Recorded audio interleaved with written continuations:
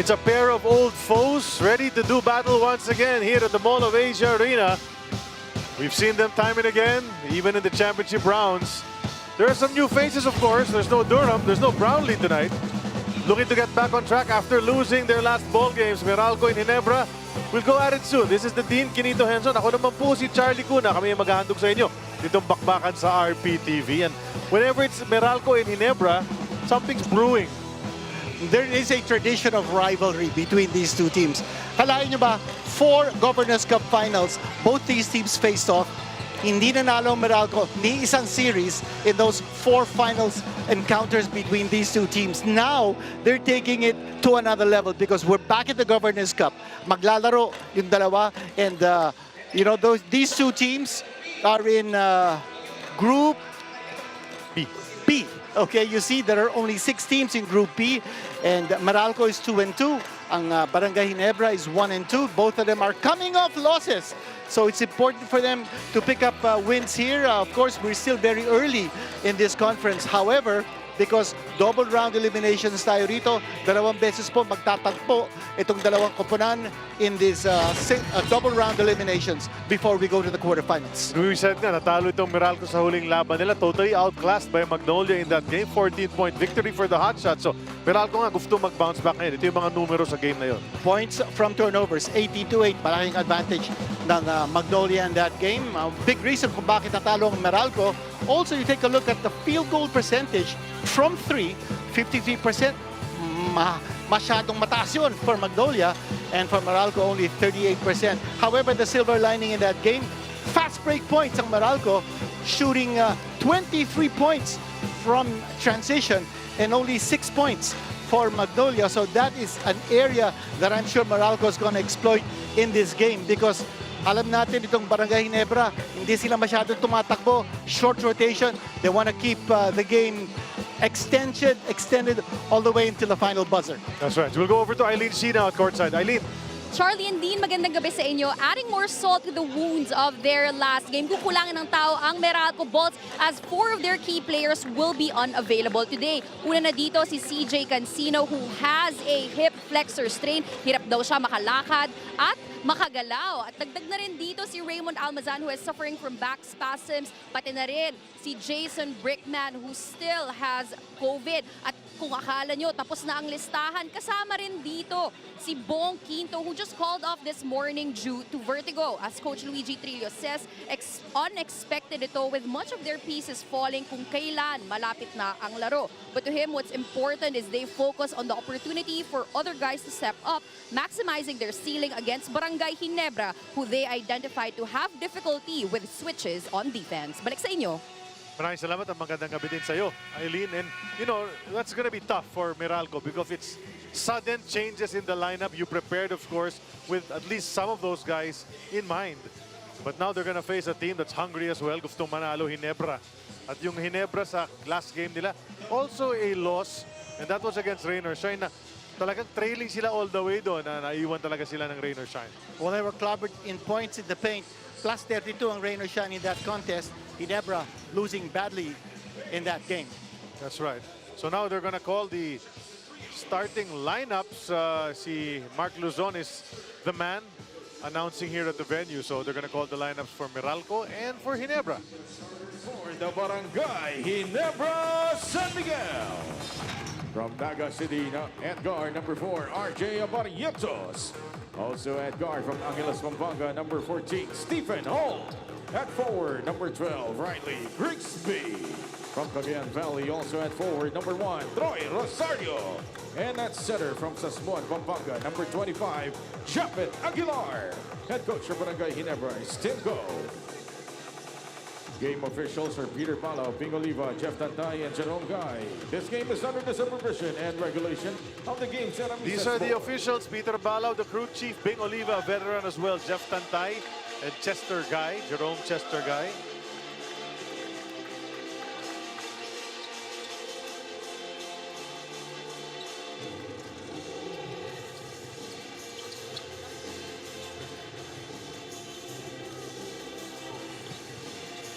These are the starters on your screens. You saw them. Parang, ano bang kulay ito? Parang light blue, gray. Para sa Meralco, naka-white naman ang Barangay Ginebra. To jump it up will be the locals, Aguilar and Brandon Bates. Hindi imports ang tatalon. Japet and Brandon, the ball goes straight out of bounds. At dahil si Brandon ang nakatapik, Ginebra ang may post. Hindi, that's right. So no, it was Japet rather who tapped it out. So Meralco will get the first possession.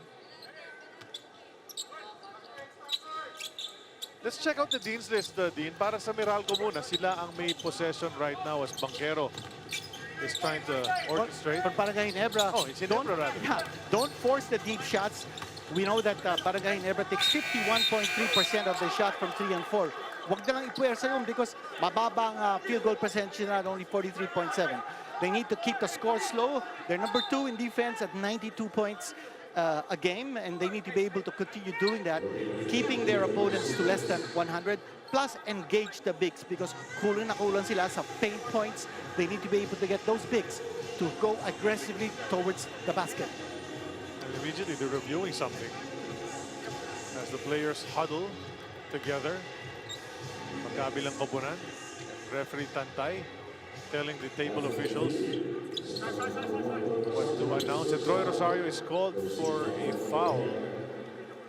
And while Antonio Hester is getting ready to take his free throws, I think we'll go over the Dean's list for the Meralco side. Well, for Meralco, unang-una, they need to absorb the contact because they're number 1 in free throw percentage. They're shooting 87.7% from the line.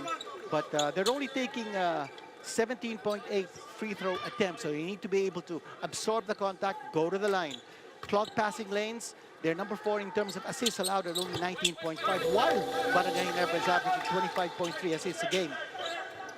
And finally, I think it's important for them to get their bench engaged in this game. Bench power, they're number 2 in bench points at 43.3 points a game, while Ginebra is number 10 at 31. So that's a 12-point difference in terms of bench strength in favor of Meralco.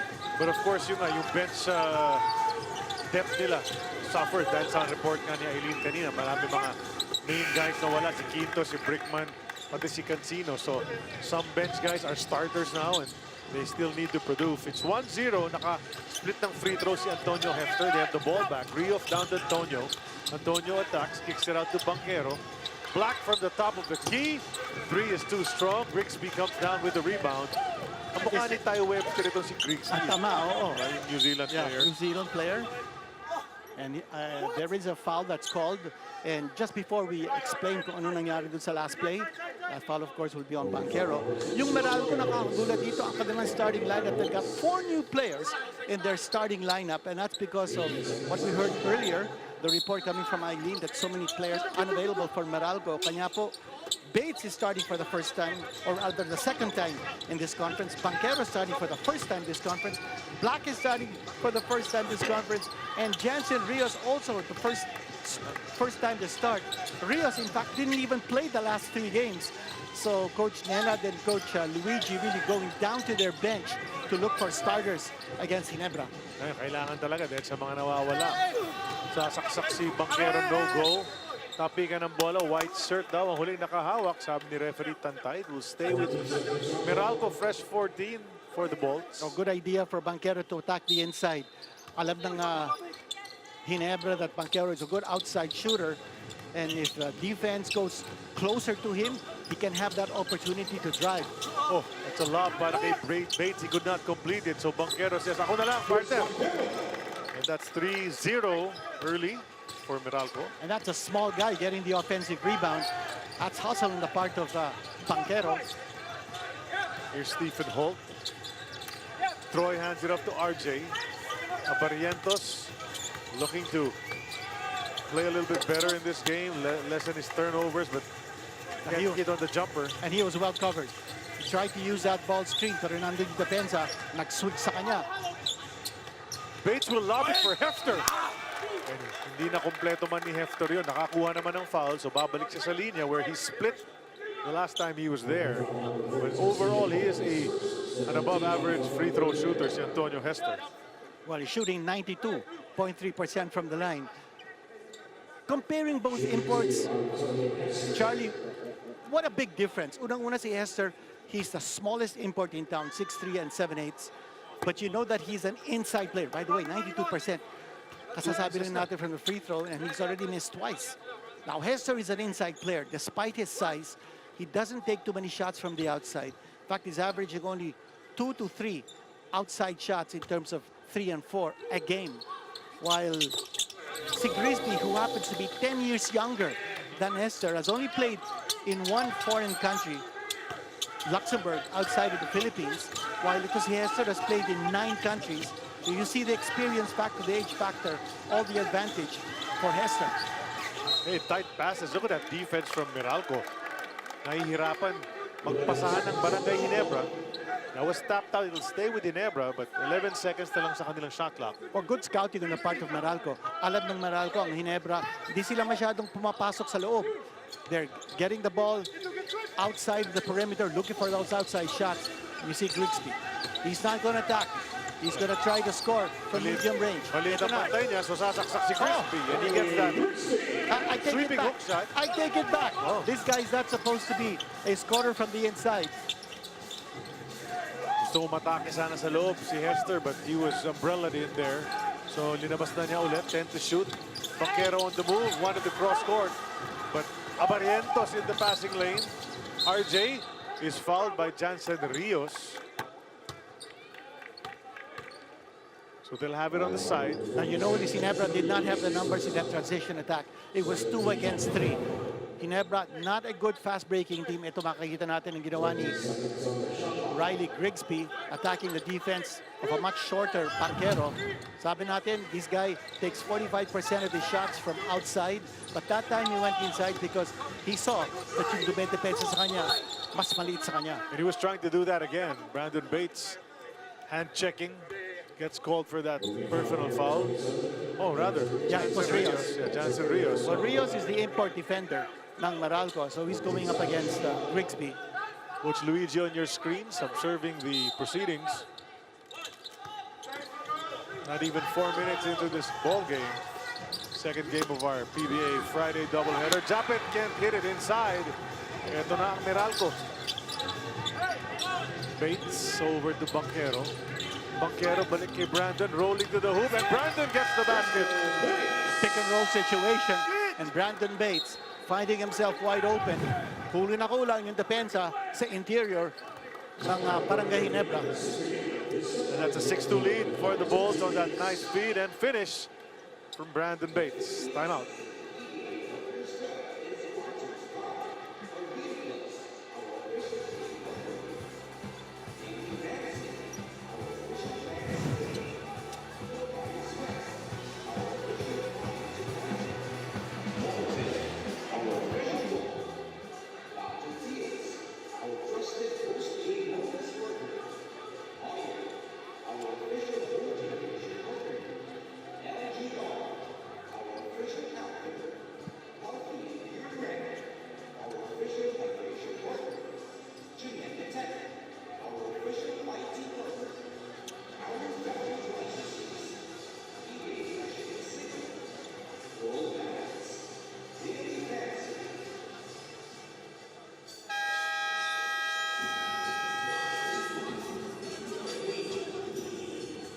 Live here at the Mall of Asia Arena para sa tapatang Meralco Bolts at Barangay Ginebra.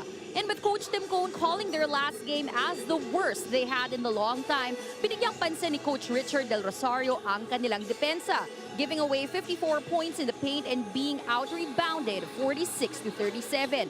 Dagdag ni Coach Chard, hindi nakatulong na hinayaan nila si Aaron Fuller na makapwesto, not to mention their offense not being any better. Mas nag-rely daw sila sa individual basketball, further fueling their 21 turnovers the last game. So ngayon, they are anticipating that it is the same game plan establishing Hester inside that Meralco will use against them. Kaya naman as Coach Chard says, mas importante pang balansehin namin ang aming laro, showcasing an inside-outside game today. Balik sa inyo.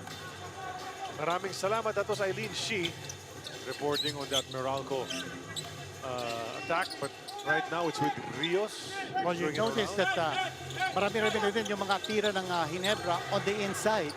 but they're not getting the shots to fall. Nandun yung interior defense ng Meralco. Mukhang may conscious effort to try to go in itong Yeah, and I Barangay think they should. Ginebra. They should, because their field goal percentage is down to 43%. That's Because a they're reach. taking so many shots from the outside. Reach in yun mula kay Brandon Bates. He'll get called for that foul on Japet Aguilar. Of course, we also have to point out, baka nakakalimutan lang, pinag-uusapan natin yung mga sinong nasa sick bay for Meralco. Scotty Thompson is still out for Barangay Ginebra din. And malaking factor yan, nawala si Scotty Thompson. Malaking bagay because he averages over 30 minutes a game, so they've got to be able to fill that spot. Si Grigsby scoring from medium range. You know, it's interesting that it was a Grigsby. He's taking, as we said earlier, 45% of his shots from 3 and 4, but now he's coming closer to the basket. He's going medium range. He's going inside the paint for jump hooks. Certainly a lot more active now so far in this game. 6-4 lang ang ating score. Pagkakataon makatabla or lumamang itong Barangay Ginebra. And that is a miscue on the pass. Hindi nawakan ni Banquero. And a turnover for Barangay Ginebra. Babalik sa Meralco. Ang possession, may palitan ng tao. Upo muna si Jansen Reyes and Chris Newsom joins the fray.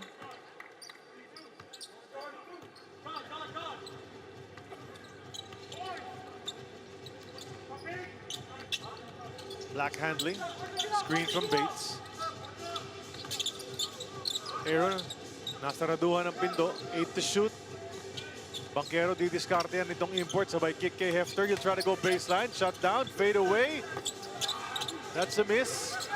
Labanan sa rebound. Bates was able to keep it alive. Hefter will try to power up. He's blocked. Ginebra finally secures the leather. Same situation. Chance to tie or take the lead. Abarrientos swings it over to Holt. Inside to Japet. He'll lean in. Jumper is way off target and Bates gets it back. Well, tough defense by Brandon Bates, forcing that miss. Bukas si Newsom sa tres. Ito na. Di papasok yan. Oh, what a leap there, coming from Stephen Holt. So it's a low-scoring affair thus far. Halfway through the first quarter, 6-4 lamang ang ating score. And this certainly favors Barangay Ginebra. That's the way they want it. Keep the score slow. They have a good chance of winning this with their tough defense. Banquero, right in the face of Abarrientos, we had to give it up, and Grigsby can't hit the three. Holt keeps it alive. Panibagong possession para sa Gin Kings. And Grigsby will drive and get fouled on the way. So titira ng dalawang free throws. And this is a very different Grigsby that we're watching. Malaking adjustment sa kanyang offense. The way he's attacking inside, not settling for those outside shots. Jeff Comia entering. So na-activate siya for today. And Yeah, this is his first game this conference, and that's because kulang-kulang ang roster ng Meralco. Here's Grigsby. Remember, he had 42 points in his first game, pero talo Ginebra to Phoenix.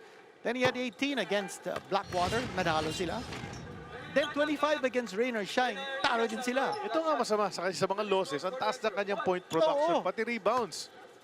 Pero yun nga, natatalo nga sila. Doon sa isang panalo nila, medyo modest yung points niya, 18 lang. Nanalo naman. I think the underlying story behind those stats is that kailangan ni Grigsby, wag siya masyadong single-handed ang effort niya. He's got to rely, he's got to trust his teammates. Kailangan niya total team effort. Hindi pwede yung import lang ang pupuntos. That's a miss from Hefter will turn you over to Eileen Shee. Charlie and Dean, 10 sa 15 attempts ni Riley Grigsby ay nagmula sa 3-point area and beyond sa kanilang huling laro. And while natuwa si Coach Richard na pumapasok ang kanyang mga tira, ang paalala niya, we need to balance where we get our shots. Aligned naman dito si Riley saying that his 4-pointers looks like his usual range in the NBA. He doesn't actively look for them, but in saying so, gusto rin niyang mas i-explore going to the rim and looking for his mismatch. Tinulungan siya ni Coach Tim Cone simplifying the his triangle, getting the reps in, leading up to the day para daw hindi na siya kailangan mag-overthink at makasabay siya sa sistema. Balik sa inyo. Thanks a lot, Eileen. And That's an excellent report. Yan ang sinasabi natin kanina about Grigsby, that he needs to be able to adjust his thrust of offense, yung point of attack. As you see this block coming from Grigsby, He's been the man of the moment so far. Pinag-uusapan natin dito, yung pagbabago ni Riley Grigsby, and the way he has changed or adjusted his style. He's attacking now inside, being very aggressive. Okay, Mark Carino is on the floor for the first time. Dami ng foul kasi nitong Meralco, so they're in the penalty. Kaya free throws na agad on that loose ball foul. Itong si Stephen Holt. That was a foul by Jeff Comia. And checking in is big man Kemar Carino for the Ginebra side. So he's a great defender as well with who can block shots. Ito naman ang numbers ni Stephen Holt sa huling dalawang laro nila against Blackwater. 19-7 and 5. Tapos last game bumaba yung production. But Stephen Holt's a type of guy that any given game, he can go off. When you need more consistency, galing kay Stephen Holt. Tandaan natin yung first game ng Ginebra, he didn't even score, although he started. Pero unti-unti, umaangat na ang kanyang mga puntos, as well as his contributions in rebounds and assists. Comia goes over to the middle. Cliff Hodge will take the jumper using the window. Hello. Makita natin dito some fresh legs on the floor for Meralco, and they're providing some kind of pressure here on the part of on Ginebra's offense. That's a shot from outside. RJ Abarrientos with a three-pointer. He's got 5 points in this contest with 4 minutes remaining in the first. Bates to Alain Maliksi. They're looking for him to generate some offense kung kakayanin. Tinitimbang niya yung 4. Lalapit ng konti. Step back 3 para kay Alain. Kumontik na. Yeah, it was right there but bounced out. So it's a 4-point lead for Ginebra. 12-8 lamang ang ating score. At Roy Rosario. Kanina yung tira ni RJ Abarrientos from 3, that should boost his confidence because this conference is shooting 16.7% from 3. Whereas in the last conference, he shot 41. Stop and pop from that keyhole. Si Alain Maliksi on the fast break. He gets his first basket. And it's good to see that he's regained his shooting touch. Tagal din nawala si Maliksi because of a nagging injury, but now he's back in harness. And he's making his presence felt. Look at Hodge pestering Carino. Yeah. He tapped it once and then forced that ball to get out of bounds. They head to the benches. Timeout has been called with 3 minutes sakto natitira sa ating quarter 1.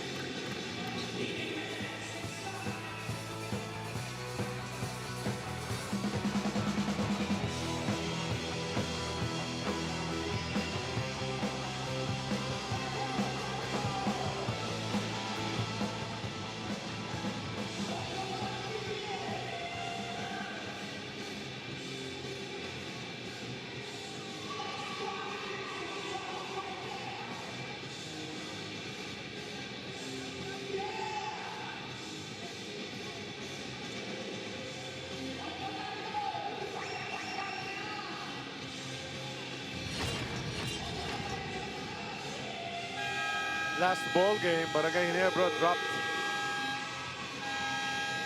to a loss, 110-99. And Coach Tim, as explained earlier, was really disgusted after that game. Felt that his team played the worst it has in a long time. Well, especially in defending the paint. They gave up 54 paint points while they only scored 22. That's plus 32. In terms of paint points in favor of rain or shine, Kanya, that's something that really put a lot of wrinkles in the forehead of Coach Tim Cohen. And by the way, napagit natin kanina na si Bong Quinto, hindi makakalaro ngayon. Here's a report coming from Fidel Mangonon, our PBAologist, our historian. Third longest active streak for consecutive games played has come to a halt. Quinto not playing. He had previously played 271 straight games. And it's his first time to miss a game in 16 conferences and 6 seasons. Last time Quinto missed a game before tonight was in 2019 Philippine Cup. So we're missing Bong Quinto. Yeah. We know that he's watching. Bong, magpagaling ka. And certainly missing you, not just Meralco, but all PBA fans because of your style of game. That's right. Foul was called.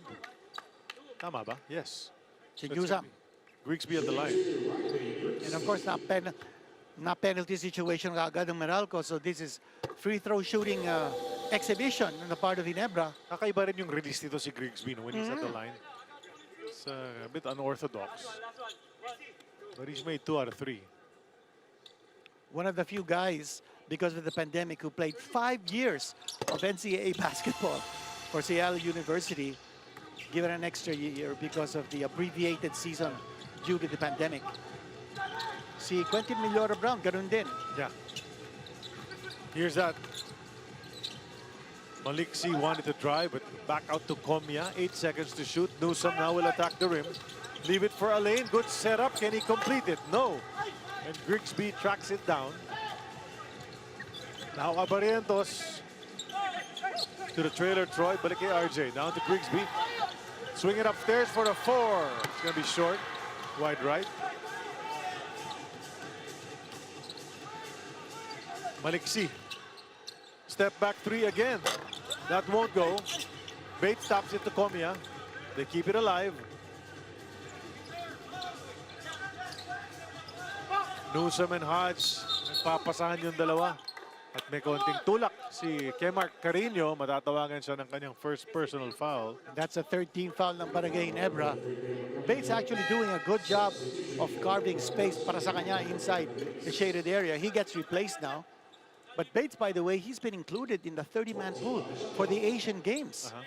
So that's going to be a big feather in his cap if he makes it to the final roster. I think it's an honor as it is already now, no? Pero Yeah, to be in the pool.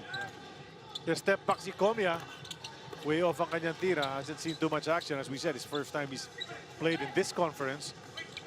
JV Mocon has checked into the game. Siya nakakabantay kay Jeremiah Gray. And this is a very small lineup that Meralco has on the floor. And position dito na sentro is Cliff Hodge. Abarrientos naghahanap ng opening. At hinawakan ni Jeff Comia si Troy Rosario. There was only 7 seconds left on the shot clock. So now Troy's going to troop to the line for his 2 free throws. Very quick to take advantage of that small lineup ng Meralco. Nakita agad ni Coach Nerad, sandali. Mukha yatang hindi balanced the lineup on the floor. So he brings back Hester with 1:36 to go in this quarter.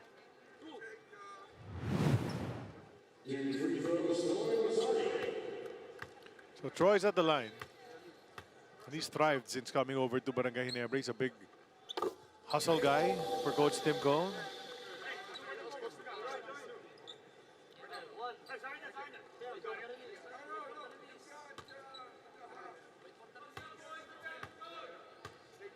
Troy's second free throw coming up.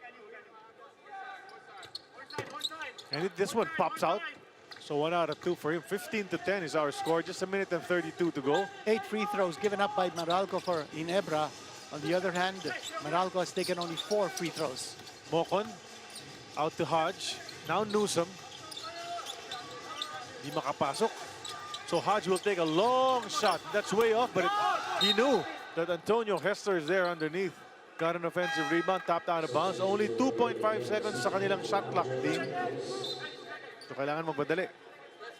Papasok si Holt over Abarrientos. So they gain a bit of size. It's a tall lineup that they've got in there right now, Dean. Ang laki ng Ginebra. You're seeing also a lot of players moving in and out for Barangay Ginebra. Gotta go quick. Maliksi gets it. He'll put up a 4. Nice line, just a bit short. They keep it alive. Isa pang beses. Newsom susubukan sumaksak. Dinidepensa ni Holt, and he lofted all together. Grigsby. Mocon trying to mark him, goes out to Holt. Under a minute remaining in the first period. Halos patapos na dito ang ating first quarter, and Meralco scored only 10 points. It's been a grinded out, slow-paced first period. Great Great. outside shot. Board lang ang tinamaan, pero sabi ni Troy Rosario, ako bahala sa'yo, bro.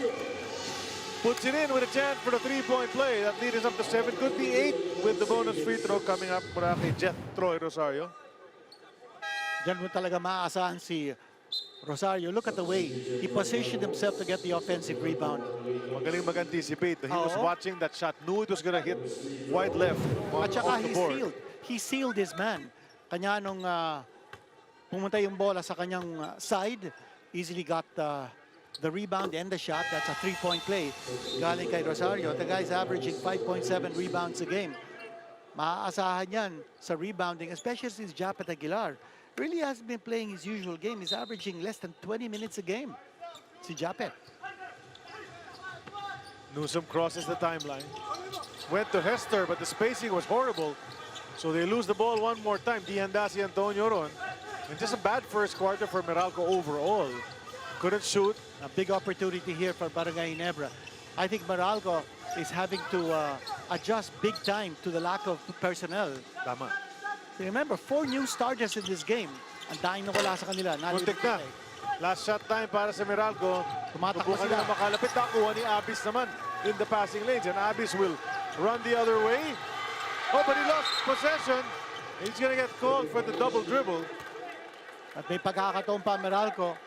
But 4.2 seconds to go, they're going to inbound all the way from the backcourt. Ganda effort na doon, pero Oo. just couldn't handle the rock.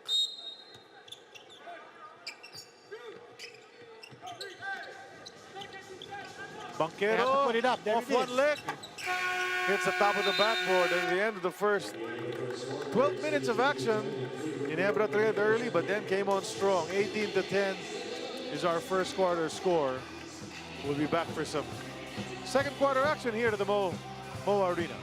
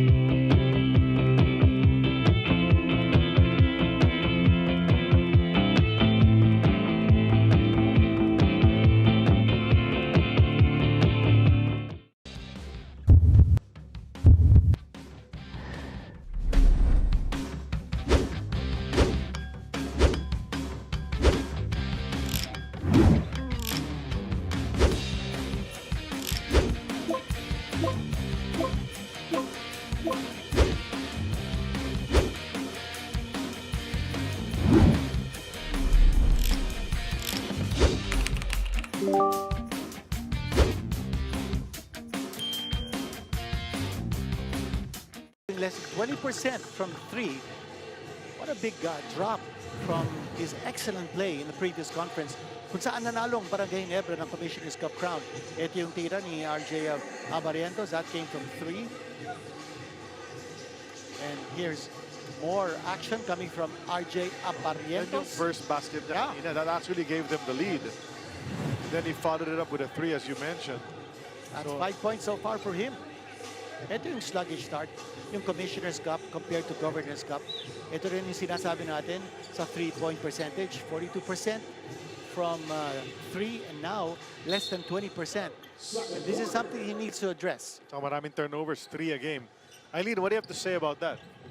Charlie and Dean, tulad nga ng pinagkukwentuhan natin, kahit na nakatala si RJ Abarrientos ng 13 points and 50% shooting from the field, ang pahayag din ni Coach Richard Del Rosario is that he had 6 uncharacteristic turnovers. Dagdag ni Coach Chard, ganyan talaga ang mangyayari when teams make sure they do everything just to stop him from getting going.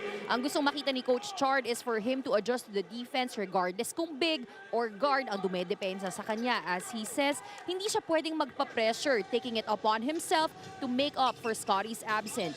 He has more than capable teammates and should they collectively fill that void. Balik sa inyo.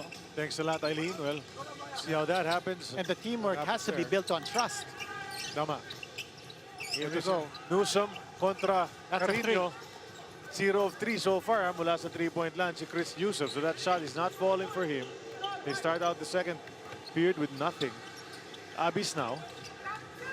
You know, Barangay Ginebra in the first quarter shooting only 31%, but they're not relying on their offense. They're relying look at on that their find. defense at an easy 2 points. John Abis, the rookie, nahanap sa loob si Troy Rosario. As usual, just lurking underneath and gets the easy 2. But what about the points in the paint ngayon? Nakakasampu na. 10 out of the 20 points of Barangay Ginebra coming from the paint, while Meralco only 4 points in the shaded area. And, you know, that's a big adjustment na sinasabi natin kanina. That Ginebra really has fallen in love with the outside shot, but not in this game. Malaking pagbabago to. You were looking for points in the paint and JB Mocon just gave them their 5th and 6th. From that area, ganda ng saksak ni Mocon pero walo pa rin ang hinahabol ng kanyang team. And you remember, Dean, you know, it's John Abis getting minutes now as a rookie. Early on in the season, nung wala pa si John Abis, si Sonny Estil was getting regular minutes, Yes. but he's been relegated to the end of the bench, while Abis is earning minutes. And Pass inside to Hester. And you know, for Coach Tim Cohn, sign of confidence and trust in his players because he opened his second quarter with Grigsby sitting on the bench. All Filipino lineup for Ginebra so far. Well, the hook shot goes para kay Antonio Hester. Meron pang foul, so may free throw na bonus si Hester. 3-man substitution. Abarrientos re-enter, so does Grigsby.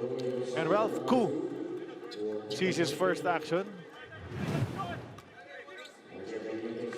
And this tactic Coach Tim Cohn giving sparse minutes to his players, yanking them in and out of the court. I don't know if in the long haul that's going to be a good thing because the players aren't able to get that kind of rhythm because they're not being given long minutes for them to get in the groove of the game. But you know, they're ahead by 5, so may konting luxury dito si Coach Tim Cohn to experiment. Napasok yung bonus free throw. So down to 5 ang lamang ng Ginebra. 20-15 is our score. Grigsby picked up his dribble, went to Abis. Then Abarrientos came out to receive it. Babalik kay Abis. Papasa sana kay Grigsby pero naagaw na ni Newsom. Who will get called for an offensive foul. He was indecisive as to what to do and decided at the end to go straight. But Abarrientos nakaabang na to absorb the contact. Watch it. Yung susi doon, yung transition defense ng Barangay Ginebra. Walang pagkakataon doon. Makatakbo and score in transition ang Meralco. Look at the RJ Abarrientos absorbing the contact. Ganda ng pagkabenta niya rin eh. Oo. Diba? Pagtama, sabay tiklop. At saka ang bilis na kababa sa depensa ang Barangay Ginebra to prevent that fast break attack ng Meralco. And napasok na rin sa lineup itong usually, many times plays the hero, John Pinto. Diba? Pag clutch, pwede yan si Pinto. And also, siya nagdadala ng bola dito. So that gives an opportunity for RJ Abarrientos to play the 2 guard so he can get more shots to fall. Ito na yung tira. Almost had it now. He's gonna drive it in a bit closer and get it to go. Bit of a smallish backcourt, but they're potent. Yung Pinto, Abarrientos tandem na yan. And that's the reason why Coach Tim Cohn has Pinto playing point guard para mabigyan ng pagkakataon si RJ Abarrientos to freelance at the 2 guard position. Nice drive from Hodge, but couldn't get it off the glass. Ginebra looking to build on this 7-point lead. Grigsby to Koo. Balik kay Riley. Now it's Abarrientos. Swings it to Koo. Balik kay RJ. 2-man game and Koo will release a 3 and miss. Mocon yung rebound. Hester wanted it. Instead, they go to Newsom who finds Banquero. He'll put up a 3. That won't go. Hester rising for that rebound. And you always have a chance when Hefter's underneath. He's a strong rebounder. And his timing is excellent. Kita natin, he's not really the tallest guy on the floor because we did say he's the smallest import in town. Pero siya nakakakuha ng mga big offensive rebounds, big defensive rebounds, and here's a shot. Wala pa rin. Pumapasok for Meralco. 4 na yan They're mula sa struggling. triple country.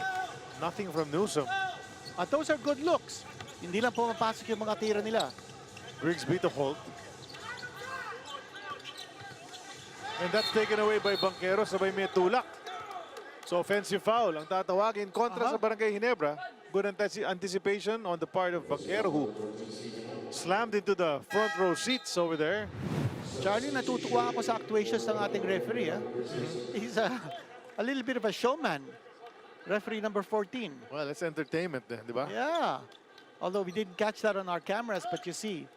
Very emphatic talaga tumawag yan si referee Peter Balao. He's the longest serving referee. 21 years na yan dito sa PBA. At saka very confident ang kanyang mga style of calling the fouls and calling the shots. At hindi lang yun. Pag siya yung nag-a-announce ng desisyon sa challenge, very confident din. Oo. At confident din. Yung tira ni Cliff Hodge. Yeah, well, it's a That's nice 4 shot. points, yeah. He's really been hitting that side jumper Oh, yeah. this entire conference, even from the last one. Although his first field goal in this game came off the window.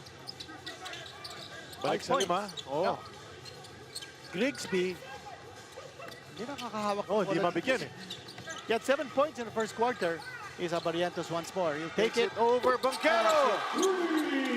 And you saw Banquero grimace right after Yeah. that shot went in. Sabi niya, wala akong magagawa talaga. I tried. He's shooting only 17% from 3 in this conference. Ito, pero nakakadalawang 3-pointers siya dito. And it's good that he is able to get his confidence back. Especially since, sandali, yung FIBA window, medyo malapit-lapit na yan. So Abarrientos has to get his A game back. Yun, Hester finally gets the baseline. Just a quick move and bago na atapakan ni Ku yung baseline, nandun na si Hester lumilayap. And I saw Coach Tim Cone turn away after that layup. I mean, there was absolutely no help defense on that situation. And Oh, look at the bounce pass. and he'll score again. Abarrientos. That's one of the skills of Ralph Ku, is really entry passes. And Yeah. that was a nice one. Cliff Hodge attacks immediately bago makaset up ng maayos ang depensa ng Ginebra. Hodge draws the foul. And we will have another chance to see him shoot his free throws in his own particular unique style. Pero ito muna tingnan natin. Play of the half. Hatid sa atin ng Sports Plus. Bounce pass. At swerte nga si Banquero doon. Di siya tinawagan ng foul kasi he purposely held on to the hips Oo. of Abarrientos. Referees just let it go.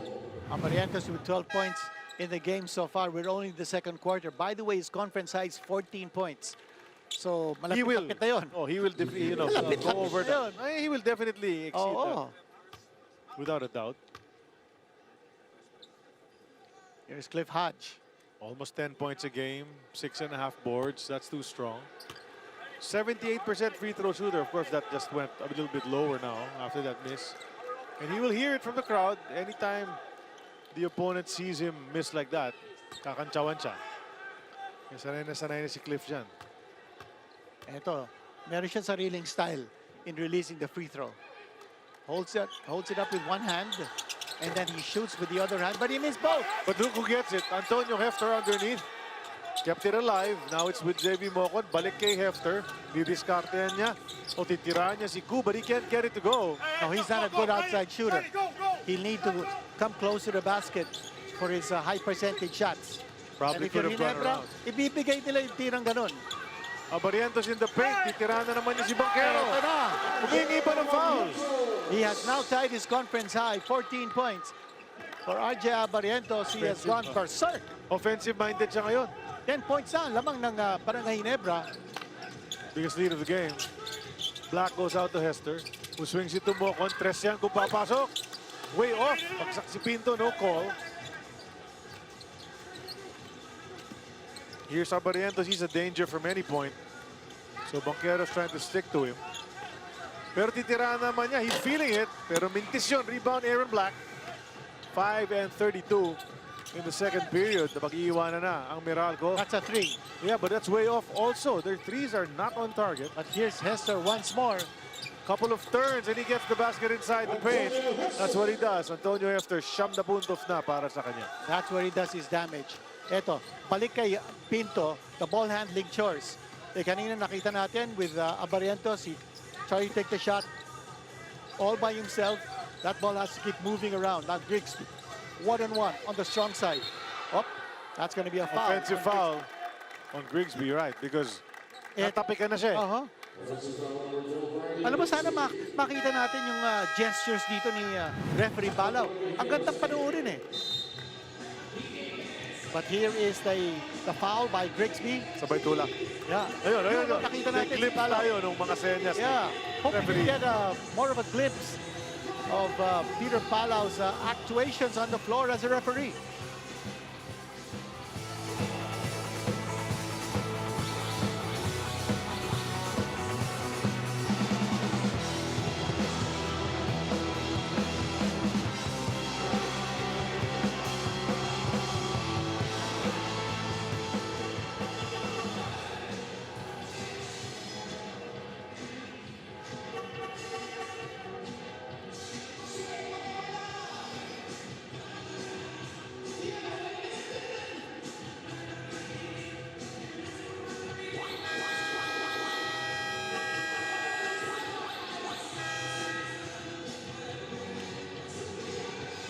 Back inside the Mall of Asia Arena, kung saan lamang ng 8 points ang Ginebra against Meralco. It's 29-21. And RJ Abarrientos is having his way on the offensive end. Riley Grigsby has had different outputs. May line of 4 siya, may 18 naman siya, tapos may line of 2. 28.3 average on 45% overall shooting. But as the Dean pointed out earlier, and Eileen seconded, he likes to take shots from outside. It's not gone in too much, but today he's trying to make an effort to get into the paint. You can see that in-adjust siya ang kanyang offense. But 7 points in the first quarter, but here in the second quarter, hindi pa nakaka-score si Grigsby. And because it's been Abarrientos who's doing the damage here. Ito si Hester. Yup, he'll spin. Nakatrasan niya. Shot is a miss. Bates will keep it alive, and He will score. put back para kay Bates. He's got 4. And they need more of that from Bates, and that's something he can do because he's got a lot of length. He's got good timing. He's a shot blocker. And he's also a pick and roll guy. He can certainly roll to the basket up. And he will score. Japet will score. Naunahan ni Japet si Brandon Bates in that drive to the basket. I'm pretty sure the coaches of Meralco will tell Brandon Bates, pag ganun na, pabayaan mo na eh. Ito makita natin yung pass inside. And you see the position of Japet Aguilar going up against Brandon Bates. Bates tried to overplay him on the right side. And that's why the ball went over to the left side. Kanya nakawala si Japet Aguilar. And if you're the defender, you have to make sure that if you're going to overplay on one side, there's got to be some help on the other side. Kung hindi, ayun, kakainin ka na binabantayan mo. Balik sa samang lamang ng Barangay Ginebra on that 3-point play. Banquero. Against Grigsby. That's right. Mahirapan siya dyan. Took it, missed it, ball up. Mocon gets it. Another possession for Meralco. Black open from 3. Can they finally get one? Ayaw pa rin. And here's the rebound coming from Ralph Coop. Hindi sila magmamadali. They're gonna set it up. They like to play the half court. Absolutely no reason to rush it, no? But then, Ito na. ayun. Takto na yan. Doesn't even Pointers. even doesn't lead now for Barangay Ginebra, 35-23. That's a conference high for him. We're only in the second quarter. Nakaka-17 points na si Abarrientos. Previous high this conference was 14. I'm trying to scan the Meralco bench, Dean, and I don't really see too many guys who can help them offensively there. They've got some defensive guys. Rios, That's a 4. Kyle Pascual, That's Vince a 4. Magbuhos. Pero naka-4 si Banquero. He missed all his 4-point attempts in their last game. But he's shooting 54.5% from 4 in this conference. So why not? They really needed that. Kasi 12 na nga lamang. Ngayon it's down to 8. But Japet brings it back up to 10 on that hook shot. Japet is having his way now against Brandon Bates. He's using his experience against the much younger Brandon Bates. Free throw para kay Antonio Hefter, but that missed. It rolled out. Grigsby bounces it to the wrong fellow. Here come the Bolts. He's got Hester in the middle. That's Mocon 3. on the other side. Instead, he goes out to Banquero. 3-on-2, but hindi sila nakaka-consummate. Hindi sila nakaka-finish. Bilis na nag-scramble yung depensa kasi ng Ginebra. Bates will Brandon try a Bates. 16-footer. Oh, he almost got it. Oh, look at that. Antonio Hester will get called for a loose ball foul. Akala ko clean rebound. Nanulak pala. So the ball heads back Ginebra's way after this timeout called by Meralco. It's a 10-point spread.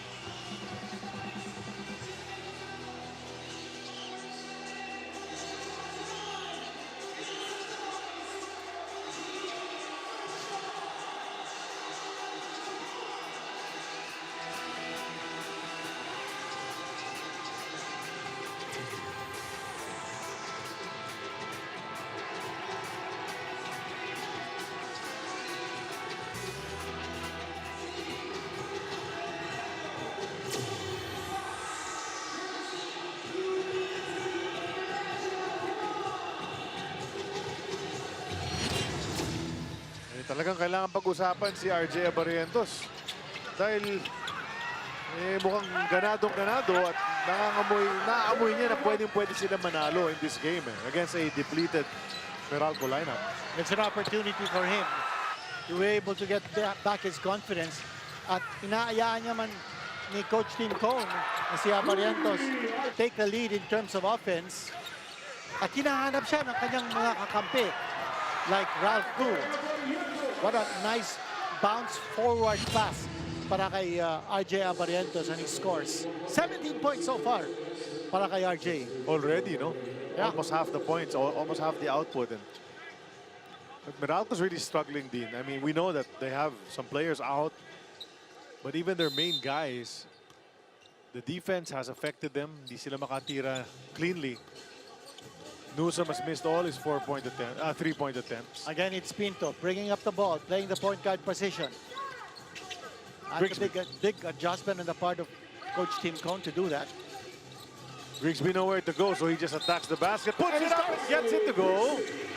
At may bonus free throw pang parating. That was like a desperation shot already because he was looking for someone to pass to. Wala siya mahanap, tinira na lang niya. And more paints in the point, rather, more points in the paint for Grigsby. What a change in his point of attack dito. By the way, si Japet Aguilar sitting on the bench. Pinalitan siya ni Norbert Torres.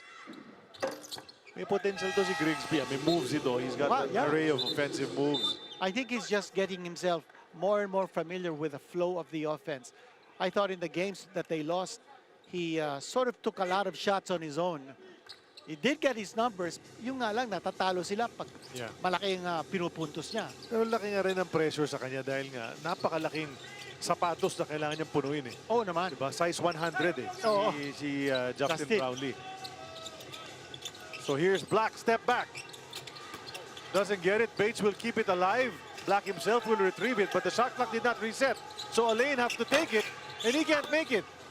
And Hodge was upset because Hodge was open on the right side. Hinihingi niya kay Black. Pero yung mga tira ng Meralco from the outside, I mean, they're missing everything. Maalat talaga eh. No? Wala talaga pumapasok kahit pa isa-isa.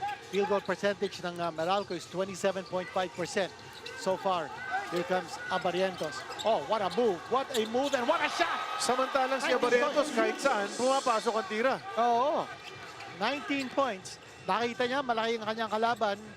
So he put on the moves. Got the separation for a jump shot. Banquero flips it up and in. They need a lot more of that. Yung mga ganyang klaseng incursion from Chris Banquero. Somebody needs to attack. Lead is 13. Less than a minute to go in the first half. And I'm pretty sure Meralco would really just want this half to end and talk things over, try to regroup. Of course, if they want to close the gap bago matapos, pupunta sila kay Banquero. Titira ng 4. Wide right. Just to keep you updated, 0 out of 14 ang Meralco from 3-point distance, while they're 1 out of 4 from 4. 0 out of 14 from 3. Yeah. Alain mo ba? What a start for them, shooting-wise. What a pathetic clip from that area. And against a team shooting well like Ginebra, especially Abarrientos, ang hirap niyan. You have to try to keep a pace. At Charlie, hindi lang yun. If you're not getting your shots to fall because your offense is faltering, dapat naman mag-compensate ka with good defense. Yun ang ginagawa din ng Barangay Ginebra. Hindi rin maganda ang kanilang shooting in the first quarter, but they compensated with good defense. Not making excuses for the Bolts, though. Yeah. But we just remind everybody na walang Bongkindo, walang Jason Brickman, at walang CJ Cansino. Chris Banquero, he cooled down in that loss against Magnolia. He and a lot of their other teammates didn't play well at all. So only 7 points against Magnolia after coming off with about 15.5 points in the first 2 wins that they had. That's Chris Banquero's stats. And in this quarter, 24 points, a nice score ng Ginebra. And only 19. Oh, that's going to be a foul on Cliff Hodge in the backcourt. Hindi ba naman penalty? Wala pa sa penalty. So they avoided the penalty kasi nung first quarter, ang aga nilang pumasok sa penalty. And it's And actually Jokaram is Ginebra. in the game for these last few seconds of the second That's quarter. 33.7. Ang Ginebra ang nasa penalty. Here's Grigsby now bringing up the ball. Makes his move. Oh, that's a one-on-one move. Yeah. And he scores. Boy, they opened up the lane for a one-on-one action. And what a move by Coach Tim Cone. He's That's got really 12. genius. Cliff Hodge is upset. Oo. Pero nakita natin, akala ng Meralco that they were going to move that ball around, go to Abarrientos, go for someone outside. And what a change. All of a sudden, one-on-one against Cliff Hodge. May konting tulak yun, no? Michael Jordan move. Yep, he felt he was shoved off. Yeah. That's what Hodge was contending sa ating baseline referee na si Jerome Guy. That's 12 points now for Grigsby. And another basket from inside the shaded area. That's a 15-point lead for Ginebra at this stage. At saka 29 points pa lang itong Meralco. Yan ang pwesto nila. They're right at third. 2-2 is their record. And for Barangay Ginebra, they want to be able to pick up a win here to improve their standing. They're not even a 50% team at the moment. But they have one less game than the rest. Ito yung mga games natin dito. August 1 sa Mall of Asia Arena rin. It's gonna be a nice one. Converge and Lex and then TNT San Miguel. So come over if you can. Enjoy the action live. The NLEX, of course, is going to try to protect its unblemished record. 24.3 seconds to go. That's right. So you can come over, get a chance to meet the Dean, Kinito Hanson, tomorrow. If you're here, diba?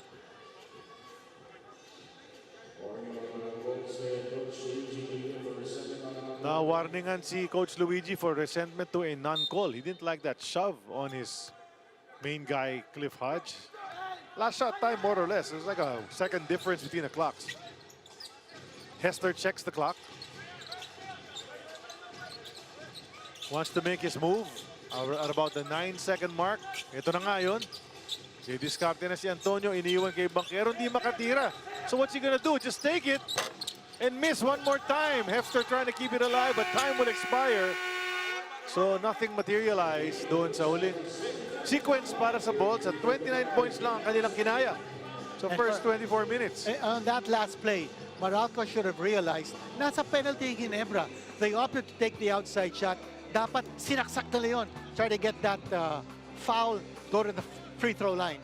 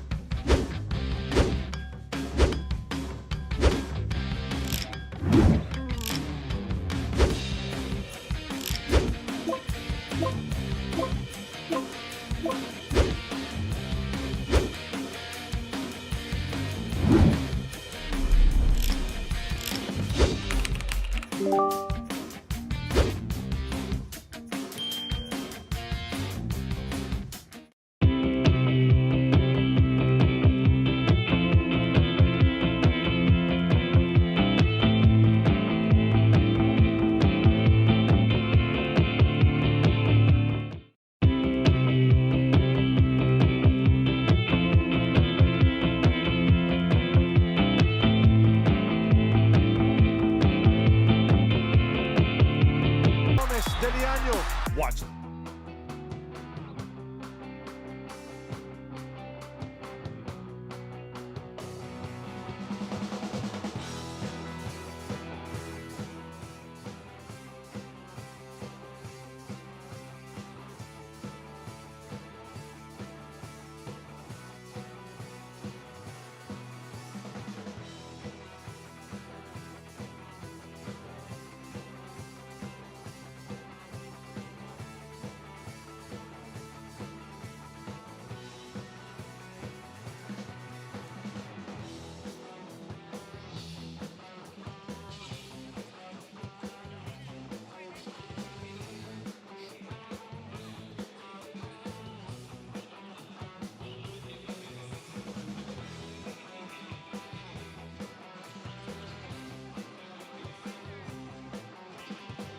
It's halftime here at the Mall of Asia Arena, and Ginebra is firmly in control. They outscored Meralco 44-29. And most important thing there is that 29 lang ang Meralco. Hirap na hirap makiscore talaga din.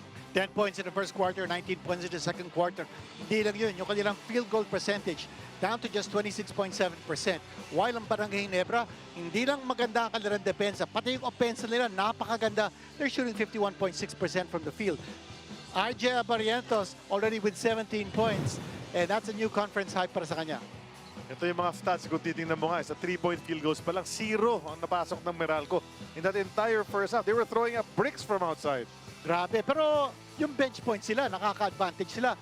8-0 in that department. Pero sa points in the paint, yan something that hindi natin inaasahan for Barangay Ginebra because they take 51% of their shots from 3 and 4. Pero ngayon, they're +8 in the department of points in the paint.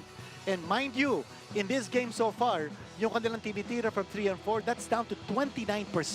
So from 51% from the conference, they're now taking a lot more shots inside, and only 29% of their shots have come from 3 and 4.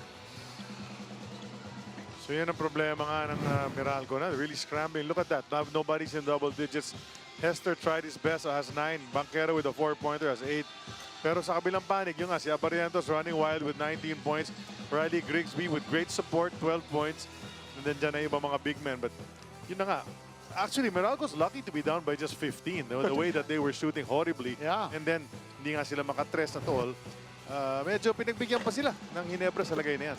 19 points na pala si Abarrientos. I earlier said he had scored only 17 at the half.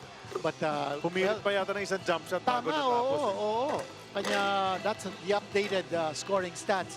And Abarrientos just going crazy.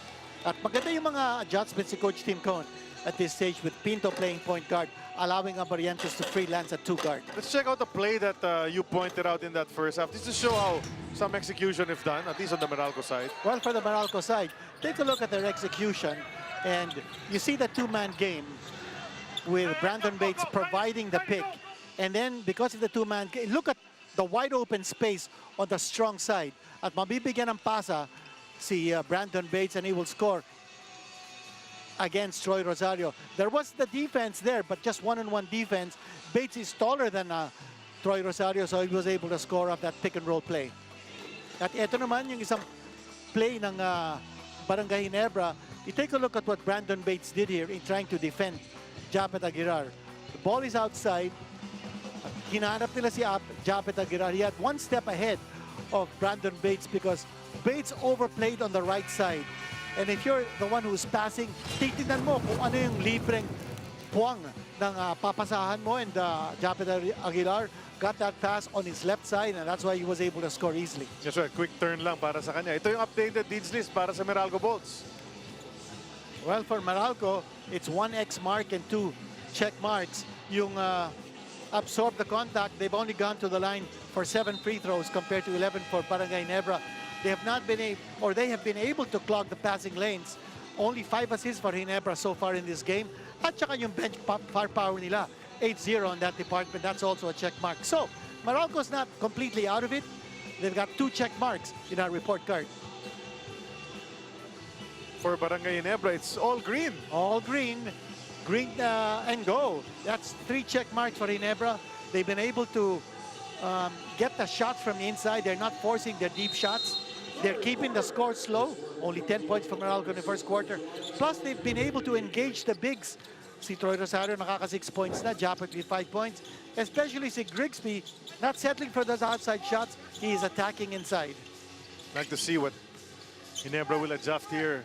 Meralco rather will adjust here in the second half as they have the first possession. Hester trying to back down Grigsby on the way up. It's tipped away and turnover agad ang resulta. Unang attempt pa lang ng Meralco. Abarrientos, the hot hand. Tipped away by Hester. He stripped him clean. A nice steal mula kay Antonio. And he'll try to go all the way. Held down by Troy Rosario, who's... Oh, he forced him into a jump ball, and the possession arrow is going the other way to Ginebra.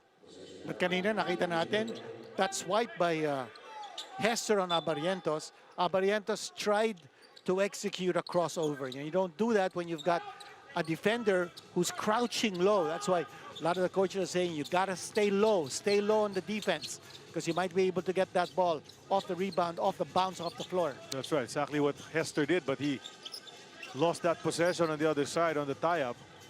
Now Japet, the fake, trying to create some space. Hook shot is short. Bates will clear the rebound. So naka-stop sila ron. Kailangan nila ng puntos sa kabilang side, itong Meralco. Exactly, but everything starts from the defensive end. They get the stop, and that they need to execute on the other end. Black against Abarrientos. He's been trying to get the shots to fall in. Hindi pa pumapasok yung mga Bumalik tira. sa kanya. Susubok muli. Tipped away by Abarrientos. Possession still with them. Black trying to turn baseline. Well, it's been a horrible night for Black so far. Oh, He's yeah. 0 out of 5 from the floor. He lost it on the turn. He's asking Abarrientos, come on. Ako ba yun? Di mo ba tinapik? Well, also very unusual role here for Aaron Black because he's starting in his first start. in this conference. Usually comes off the bench to provide continuity. Grigsby lost it, regained possession. 7 to shoot. Tough defense by Rios. This guy's bound to put it up from out there. No, this guy has to. And it gets it to go! Pumasok yun, that's a 4. Under all sorts of Whoa. pressure, time clock was down. There was a defender in his face. He still made it. That's a 4-point shot coming from Grigsby. And you know, he can stroke it from there. He's a 46.2% shooter from 4. Hindi pa rin talaga para kay Aaron Black. He Hero was right out of there. 6. Here we go with Barangay Ginebra. That ball refuses to drop para sa Meralco, and that lead is swelling. Holt wants to add on to it. Not that time. Easy rebound for Jansen. Hester looking to get into his scoring position. That's a shot by Rios. Hindi pumasok. Here's Hester once more. Pero Dean, that's 3 shots of Meralco that have been in and out. And finally, they get their first 3-pointer of the game here in the 3rd quarter. And what a time for it to come. Lead is chopped down to 16. Grigsby bringing up the ball. He'll take on Rios, trying to create some space. He's in the paint. He turned and nandun yung defender, so linabas. Holt susubok muli. Oh, yes. Bawi agad ang 3. 5 puntos na para kay Stephen Holt. And that movement, finding the open guy. Another assist chalked up there by Barangay Ginebra. Quick swing of that leather. Can he put it in? Oh, yes. Jansen Rios connects. First field goal niya yan. That's a good hand from outside. Yeah, that's 2 straight threes para sa Meralco, but they're exchanging baskets, and that's not what they want to do. Need to make some stops on this end.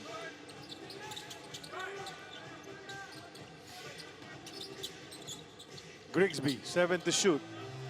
Rios right there. Grigsby comes closer, puts it up and in. Showing a lot of style Yeah. with his shooting, not just from the outside, but more importantly from the inside. Mga iba-ibang klase nga yung tira niya. Oo. Merong mga floaters, merong 4-point shot. Almost taken away by Holt. I think he will complete Yeah. it. Yeah.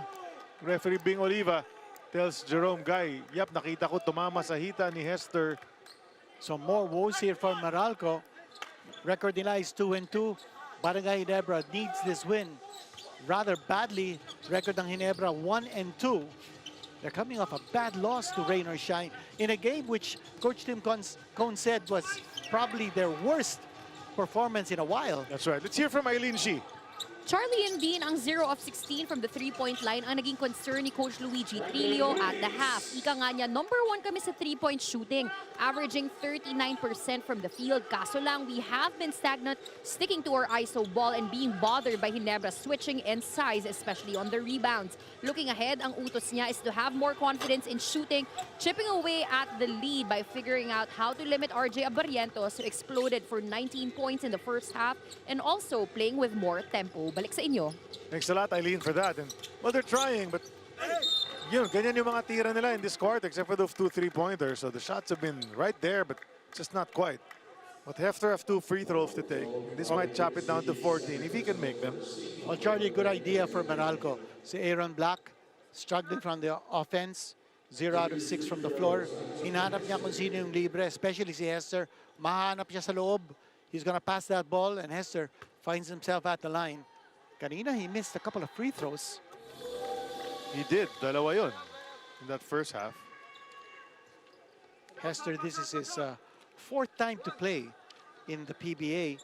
He has played 2 conferences with Terra Firma, 1 conference with Magnolia. And let's not forget, back in 2023, naglaro din yan for the Zamboanga Valientes in the Asian League. Coming off a stint in Indonesia, this guy's well-traveled. This is the 9th country that he has played in. Saka nasanay na siya rito sa Pilipinas na. Oo. Balik na yan. Holt down to Japet. Under 7 minutes. Japet baseline. Couldn't complete it. And then they get it back. Troy Rosario doing his best on the offensive boards. And then the fade from Grigsby hits the mark. He's got that soft touch, and he's very comfortable now taking those mid-range shots. 20 na para sa kanya. He's dribbling, he's finding his way, and He's not a post-up kind of guy. He's not an inside player. That's very clear. This guy's more of a post-up guy, but he can't get in because Troy Rosario's resisting. He'll put it up anyway. That's way off target. Nothing there. At eto na ang Ginebra. Well, that offense of Meralco looking very disorganized. You know, Ginebra really wants to create a big divide here in the Yeah. third para cruising na lang sila sa fourth. You can sense that. As Black will hoist it up from 3 and miss. Still a miss from Black and Abarrientos getting the rebound. Japet You looks know- winded. Yeah, and Meralco, they're looking for Brickman. He's the guy who sets the stage. He's the guy who averages over 6 assists a game. And then you have Cansino, who's their leading local scorer, not able to play. Quinto coming off the bench. I mean, all of those guys play key roles for Meralco, both offensively and defensively. They forced the miss on the three-pointer. But can they score? That's been the question. Hester thinking about it. Not really his range, as we've mentioned time and again. Ito si Black. Pinababalik niya. Look si at Hester. Coach Tim Cone gesturing to his boys how to play defense. Ang ganda naman. They force that outside shot and they get the miss. You know, Meralco's really just out of sorts in this array sa laban na ito. And yeah, the missing pieces are really creating a void that nobody has been able to fill. Cansino there trying to cheer his team on. Bonquinto's at home. Brickman, I don't see him because he's got the flu. And they're really missed in this game.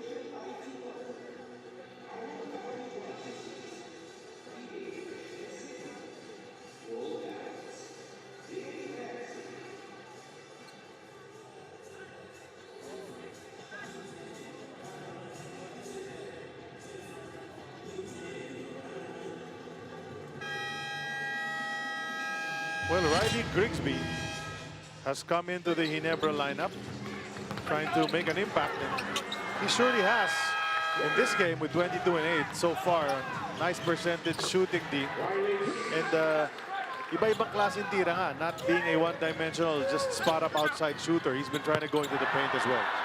I'm sure na pagsabihan si Grigsby that he's got to do a lot more than what he has shown so far. Even if he had a 42-point game against Phoenix, but well, Justin Brownlee is still not available, while Grigsby, he's trying to do what he can to fill in the shoes. 22 points na para sa kanya. That's right. Well, right now he's a temp, but he could become a permanent if Brownlee's unable to come back, and he has to show his wares. Hester, though, we know what he can do, but he's trapped underneath all white shirts. Still gets it up anyway and draws a foul. So, balik na naman sa linya si Antonio Hester. Pero sumasakit na likod ni Hester, kabubuhat niya sa kanyang team. Umahawak na siya dito sa may likuran niya. And he's actually telling his guys, come on guys, help me out. Mocon's been quiet. Newsome, just 1 3-pointer. Banquero's got 8. But siya ang pinupuntahan ng mga kanyang kakampi. That time, Bates passing the ball over to Hester. And he'll continue to score points from the line.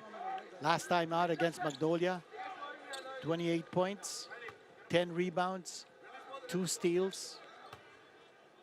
Someone who shoots 92% from the line. And 2 out of 2 for Hester. Lead is 16. No? They can't really break it wide open. Meralco's trying to hang around a little bit, pero masyadong konti yung mga opensa nila. Gray susubok. That's an offensive foul. Created, Yeah, they're gonna or call he it. initiated the contact. We'll pass it over to Eileen right now. Charlie and Dean, adding more to the conversation that we had about Antonio Hester. Naging consistent siya so far this conference, averaging a double-double of 24 points and close to 11 rebounds. Sa kanilang huling laro, much of his damage came in the second half kung saan naka-18 points siya. And as Antonio says, he missed a lot of open shots. He had much lower energy, kaya hindi naging maganda ang kanyang simula. But in saying so, he acknowledged the support of his locals, saying, I am a firm believer that they need to get their points first. Tsaka daw niya iisipin ang kanyang sariling puntos. Balik sa inyo. Thanks a lot. Right now, he passes it off to JV Mocon, who makes the basket, but it's a bit too late. Oh, they're gonna call a foul. Looks like a foul was called. No, but they're gonna check, di ba? Nauna ba yung 24-second violation? Kasi pwedeng wala ng foul. Check nila sa table. And So that there was foul a was foul. called by the outside referee. Yeah, referee Bing Oliva, the other veteran referee. Now they're going to check if that call came on time. Check out the clock on top and then boom. Yeah, halos sabay eh. Pwedeng 24-second violation na. 24-second Yes. shot clock violation. They will nullify the basket. They will nullify the foul call. That's right. So it's just a turnover on a 24-second violation. So hindi na naman naka-score. It's as though Meralco was not even able to attempt. Another bad break for the Bolts. So it's been a tough evening so far for Meralco. Well, it started this afternoon when they got all those calls na hindi pwede itong mga ibang players nila. Sasaksak naman. Unable to get the finger roll. But he'll go to the line too. Very aggressive today. And it's very unusual for Coach Tim Cohn to call a lot of ISO plays para kay Grigsby. He's going one-on-one. He's attacking kung sino yung ina-assign against him by Meralco. And you remember back in the first half when he attacked the defense of Cliff Hodge one-on-one on that last play. And now he attacked the defense naman ni Mocon on that isolation play. And he's not even using a screen. He's just going one-on-one. Kaya niya eh. Makes them both.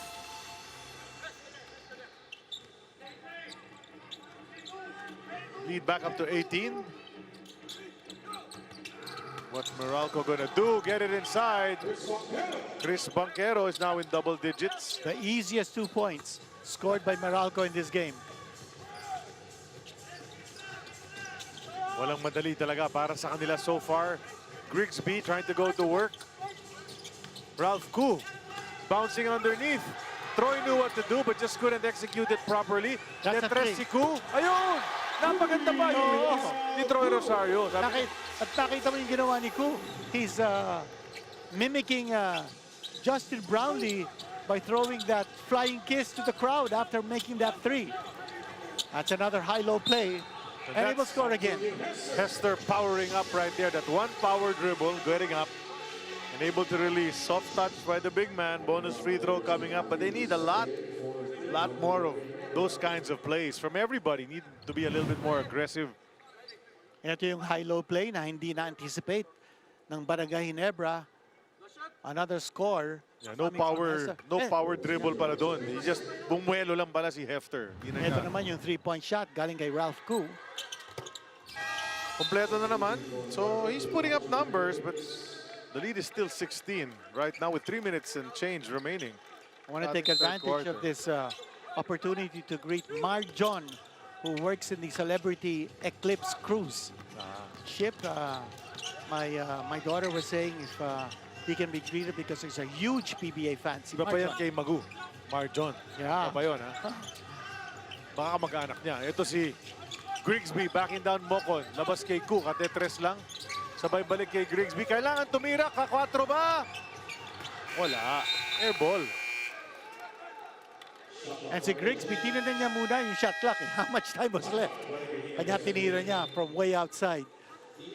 No other option. Not that upset si Tim Cohn. Pwede na. Yeah. Sige na.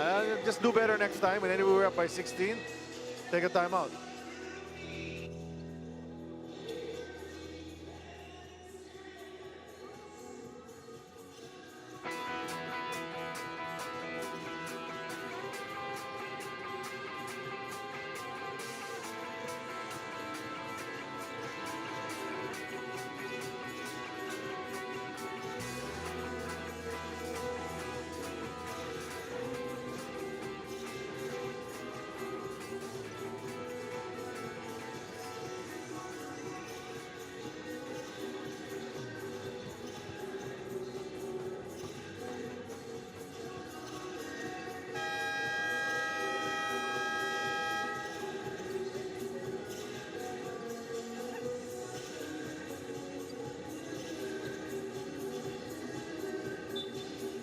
Well, Coach Tim Cone giving out instructions, but his team is practically doing everything correctly. Very different from what happened. Electrifying first half in the Commissioner's Cup last May. Naka 20-point lead na sila at half pa lang. Ganda ng ikot ng bola nila. Very different from what's happening now. But then they had a complete complement in that game. Unlike now, nakulang-kulang sila.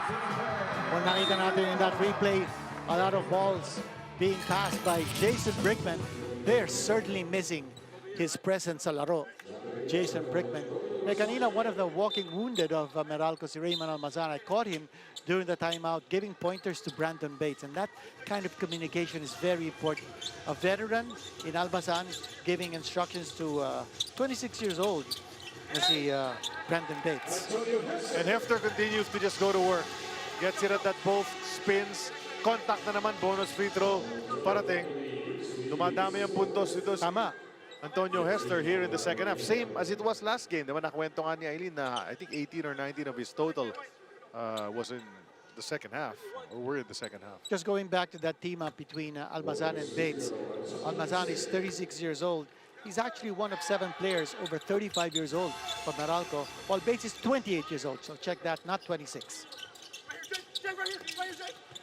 Tagal na rin ni Raymond sa liga. Yeah. He's had some Saka experience as yung well. average age ng Meralco, by the way, is 33 compared to Ginebra's 31. Who could have had that shot? Yeah. But he opted to pass it to It's just not, Gapet. hindi siya ganun eh. Yung shoot first. Abarrientos is trapped in front of us. He extricates, gets... Oh, he almost had the shot. Yeah, he almost got the shot up. Very smart move. Oh. He heard the whistle, put it up, pabandang tira. This is a tremendous confidence booster para sa kanya. Someone who also started this conference struggling. And we're very excited, of course, because Abarrientos will be playing for Gilas against Jordan and Iran. That will be late this month, or rather late next month, in August, at the MOA Arena.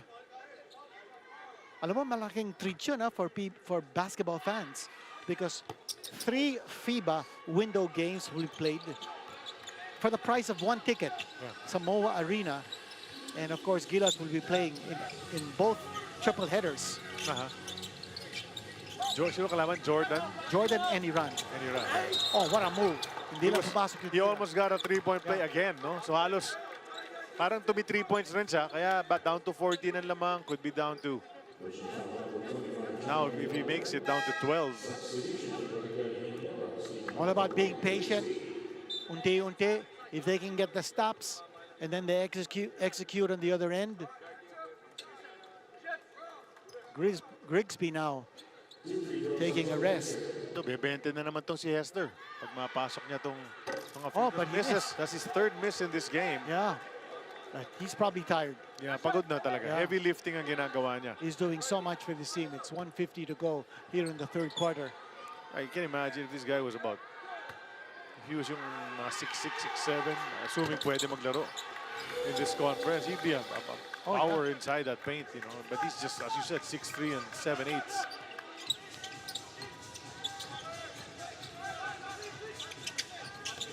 Bakers doesn't lead for the Gin Kings. Harassment from Hodge forced Ku to pass the ball. Now it's with Abarrientos. Quiet so far. It's the second half. And he will not score, but he'll go to the line. By the way, Abarrientos matching the total of Hester in terms of points. Both of them scoring 20 points. Pero 1 point pa lang si Abarrientos, no, dito sa second half. Kasi Yes. 19 at the half. Abarrientos slow to get up. Wonder what happened. Must have felt something tweak, but he's up and about. Kukuha na siya ng free throws niya ngayon. Big contribution by Grigsby sa quarter na to. 12 of his 24 coming here in the 3rd quarter. Si Hester nasa harapan natin mismo. You see him talking to Jerome Guy at the bottom of your screens. Telling Jerome Guy that they're pulling my jersey. And that's something, it's a violation for anyone to pull the jersey. Oh, yeah. So they might pay a little bit more attention to that. In the meantime, pasok yung unang free throw. And that's 22 points for RJ Abarrientos. Another good scoring night for him. And I'm sure he ain't done yet. It's still in the 3rd quarter. Malayo pa tayo dito. Although, halos patapos na ang ating 3rd quarter. As a 4th quarter to go, Meralco trying to make a run here, trying to keep the scores down. Lead is 15. Biggest lead was at 19 points. Pass to Hodge inside, but he's stuffed. And then the ball taken away in mid-flight. Nakuha na ng Ginebra yan. At nice nilang dagdagan ito with a minute remaining. As we mentioned earlier, they want a big lead entering the fourth, so they can relax a little bit, just a little bit. There's a switch. Big man against Abarrientos. Once again, he crossed over and was tipped away by Hester. He's got the number of Gotta put it up. Abarrientos. Here it is. And Hester Ilang completes it with that rebound, so good defense from Meralco sa sequence na yan. They got the stop. Then Newsom looked like he didn't know what he wanted to do. Hodge. Oh, look at that! That was another miss. Oh, two close-range shots. Black by had a couple Meralco. of those early in the quarter, and now Oh. Hodge as well. Just sorely misses on the part of Meralco, which could have drawn them a bit closer. There's a 7-second difference between the clocks. Jeremiah Gray has yet to hit the basket. And that continues. Baka makahirit pa ang Meralco. May 10 seconds pa. Hester, like a locomotive, gets... He missed again. That's another layup that they missed. Baka makahirit pa si Holt. Naku, hindi naabot. Well, they counted. No, for now, Bing Olivas is counted, but they're gonna check it out. Nagmadali talaga si Holt doon kasi sabi niya kaya pa. But he might not have been quick enough to make it to the other end. So they're gonna review it. That's a close call. Ito, Check panoorin the clock. natin. Was the ball No still in basket. his hands? No basket, no basket. Di na umabot. So yung score natin at the end of 365-50 still, Barangay Ginebra.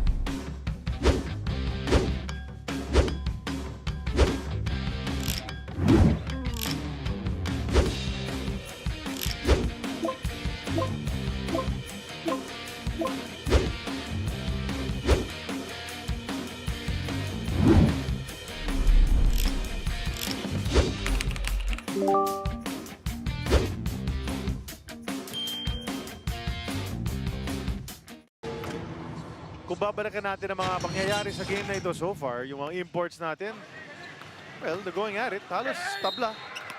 4 points ahead si Grigsby. 4 rebounds ahead naman si Hester. Although yung persento ni Hester much lower. A lot of that from the line.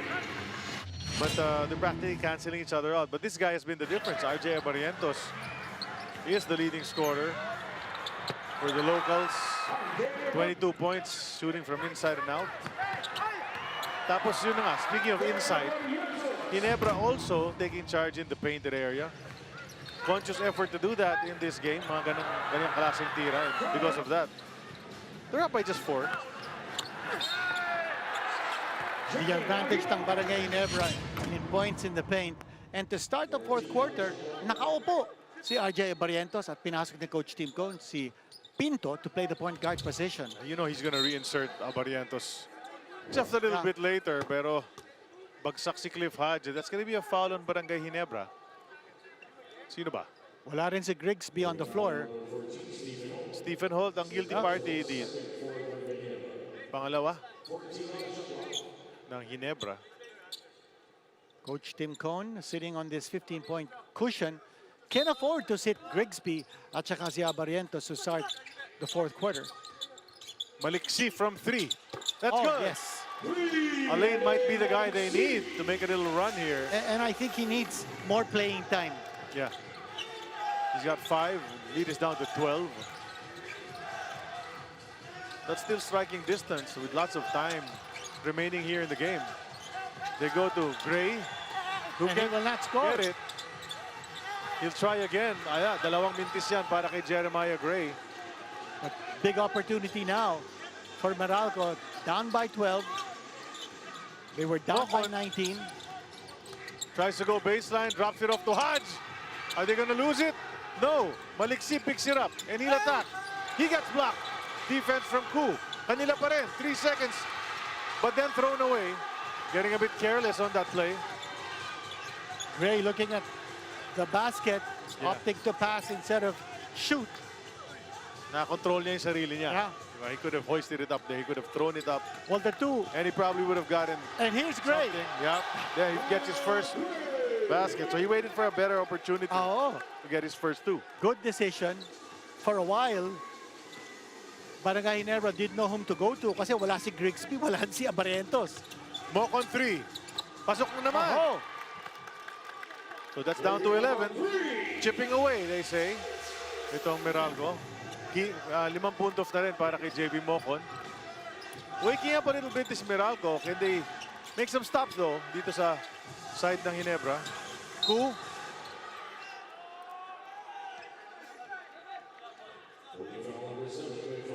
Cliff Hodge holding on to Ralph Ku. He'll get called for that personal. Isaac Go making his first appearance.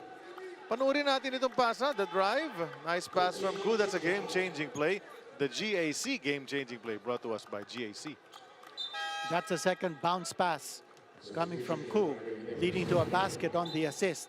Kanina nakita natin, ginawa niya yun for Abarrientos. Now Grigsby is back on the floor.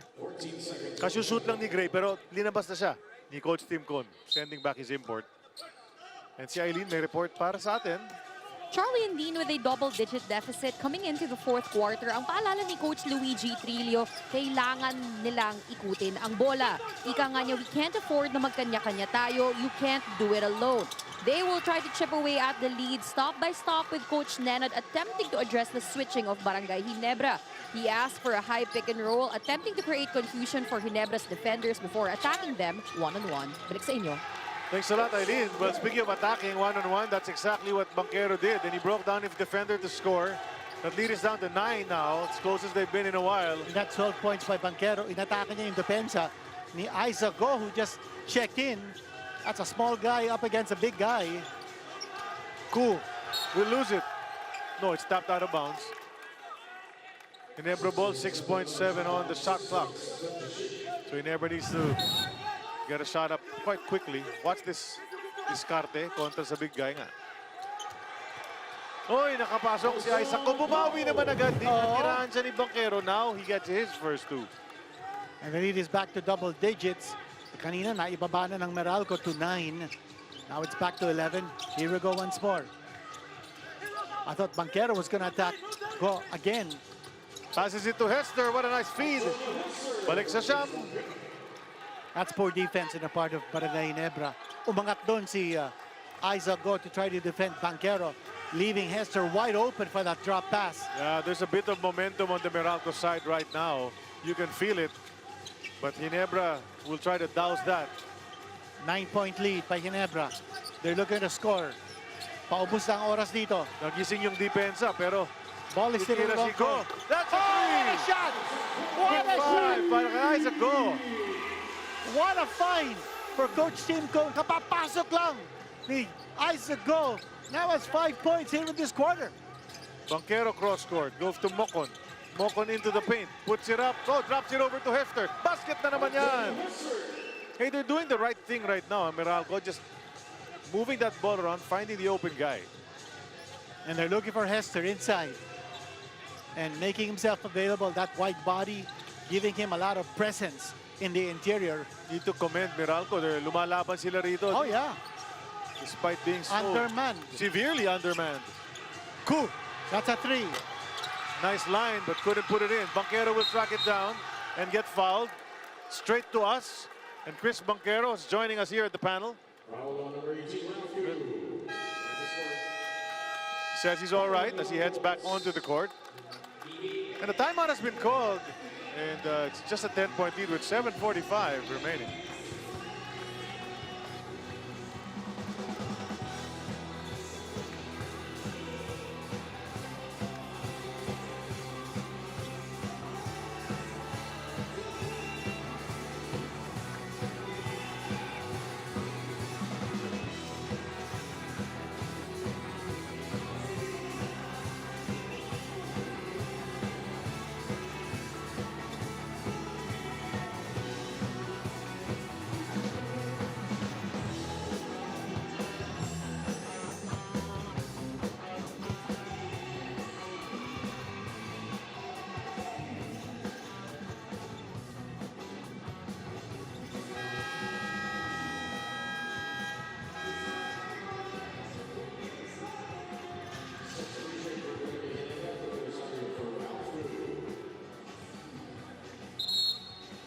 Chris Banquero went straight out of bounds. Watch this. Ito yung unang tira ni Isaac Go. And then, under pressure, steps back for a three-pointer. Finds nothing but the bottom of the net. Only was fresh off the bench. Oh. A lot of energy, a lot of fire. That's 5 points in about a minute and a half. Oh. So, talk about 2 minutes. So, efficiency, mataas para kay Isaac Go. 2 for 2 from the field. In the meantime, This lead is down to 10. that's right. It was Pwede- down to pwede 9 pa to, actually. oo. There's a lot of time left. Over 7 minutes to go. Maliksi, you know what he wants to do? Looked away and then attacked. So he gets the foul. Natamaan si Cliff Hodge, I think. Oh, he's okay. He's Maliksi- shaken up. You know, Charlie, Malix is averaging only 9 minutes and 50 seconds a game. I think he needs more playing time. Wala, they really brought him Yeah. along slowly, super slowly. He's actually averaging 9 points in 9.5 minutes. And he's not going to miss from that line. He's got 6 right now, looking to make it 7 to bring it down to 8, which would be the lowest the lead would have been for a long, since so early Yeah. in this game. But he can't put it in. Another missed free throw. Trying to get his own miss. Saves it. Indeed. Mocon to Banquero. Boy, a big 4 will be Oh, yeah. major for Meralco. They drop it to Mocon. Oh, that's a Slapped foul. away by Go. Oh, They're saying it was all ball, but the referee says merong konting brasong kasama. Paano nga ba? Tingnan nga natin. maganda yung pasa galing kay Cliff Hodge. And- Meron, oh, meron yeah. naman. Meron. It was over the arms. That's a whack. That's a whack. Dun sa bola siguro. It was Oo. clean, but got him on the... Oh, yes. So he gets Made the that one. first It's one. down to 8. Could be down to Ngayon, lumalaban. Could be Yeah, 7. could be 7. 3-point play if ever mangyayari. All free throws. Pito na rin si... Oh, Oh, but another here's- miss. But here's Hester Hester. kept it alive. Lalabas kay That's a couple of offensive Maliksi. rebounds. Now it's with Off Mocon. missed free throws. Mock on the drive. Goes up strong. But he was I was blocked. yeah, he was overmatched on that. Sayang Easy yung save. pagkakataon para sa Meralco, Oo, but they still, missed no, 2 they've free come throws. close. It's now down to just 8. Here's the switch. Grigsby picked up his dribble, has to pass it. Abarrientos to Holt. Kailangan. Oh, what a shot. What a time. What a breaker. That's a momentum breaker by Stephen Holt. Yeah, back up to 11 is that lead. So, offensive rebounds, 20 na para sa Meralco. That's a crazy stat. 20 offensive rebounds. That's why they're, still Yeah, they're a still bit in this game. in the game somehow. Banquero outside. Three-pointer, Maliksi. Just a bit short. Meralco's gonna get called for a push on the rebound play. Cliff Hodge is the party. Guilty. But Holt was in a good position. Play of the game brought to us by Sports Plus. And as you mentioned, it's a momentum breaker because Meralco was on a roll. And that pass coming from Abarrientos, hinanap niya kung sino yung libre. Didn't want to take the shot because he was covered. Yeah, shots like that are backbreakers kasi parang ang bigat para sa Meralco. You're working so hard. You brought it Oo. down to 8 at titirahan ka na ng 3 back to 11. Here we go with Grigsby. Goes to Isaac. He'll take it again. This time no goal. Sobra na kung pumasok pa Oh, yun. grabe na. Under 6 minutes remaining. Newsome now to the hoop. And he wanted to make sure that time off the glass. Back down to 9. And the good idea for Meralco is to get the points quickly. 5 points pa lang. It's against them. Para kay Newsome, 5 points pa lang. Lead is 9. Looking for a high pick. There is the roll to the basket. But tipped away by Oh, Alin Maliksi. Some help defense down below. And Hodge might have hit Rosario afterwards and he apologizes. a lot of contact. But those are strong guys. Ito yung Kita drive natin. ni Newsome. Ramon, bilis, oh. And he attacked right away, which is what the coaches called for, Coach Neda and Coach Luigi. Abarrientos, the quick release. Oh, that's a tough shot. That's a beauty of a shot. So first you have Holt and then suddenly Abarrientos. 24 points, he matches the total of Grigsby.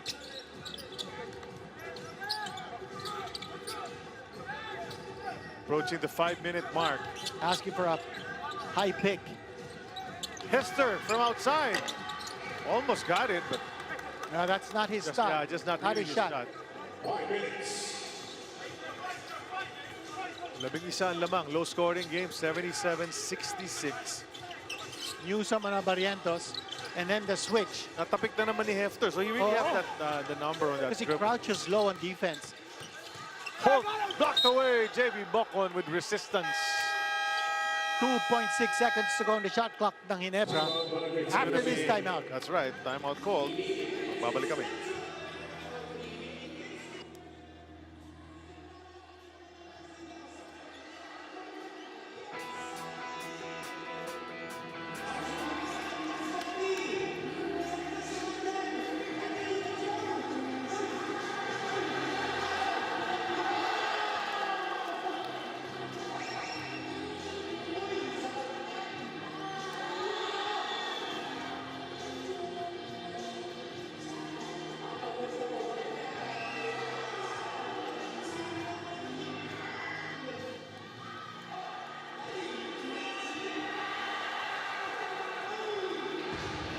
Tutuwa kami rito eh. Yung kiss cam. Naka-on eh sa big screen. Chris Banquero trying to help his team fight back. He's got double digits in this game. Couple of baskets here in the fourth. So he's got 12 total.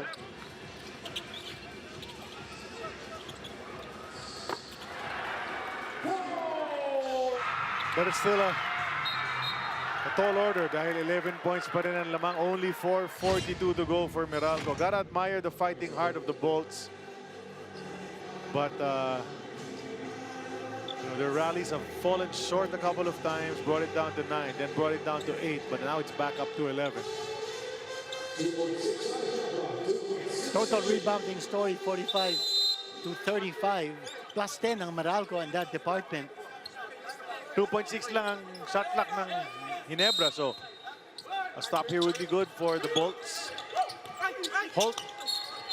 Oh, but a foul is called even prior to that reception. Sayang yung sitwasyon para sa Meralco dahil 2.6 seconds na. Now it's back up to 14 seconds.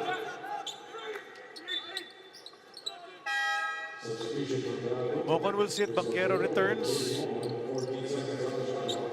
Mocon gets some low fives as he heads back to the bench. Grigsby. He will miss and somebody goes flying. Sinong nanulak? Natatawagan si Hester. Bagsak doon si Japet. He's holding on to his thigh. Hester wants to see it on the screen because he doesn't know what he did. Siya nga ba? And Hester going over to Japet Aguilar. Well, everybody knows Hester already in the league except for maybe the rookies. I want to see. Watch this. Yun, na shot. Oh, it's actually a hip check. Yeah. But okay. So third opportunity for Ginebra now. A fresh shot clock again. Abarrientos. Grigsby goes behind his back, hooks it up. Too strong. And a fourth opportunity on the offensive rebound. Parang ayaw na tumawid ulit yung bola. Grigsby for 4.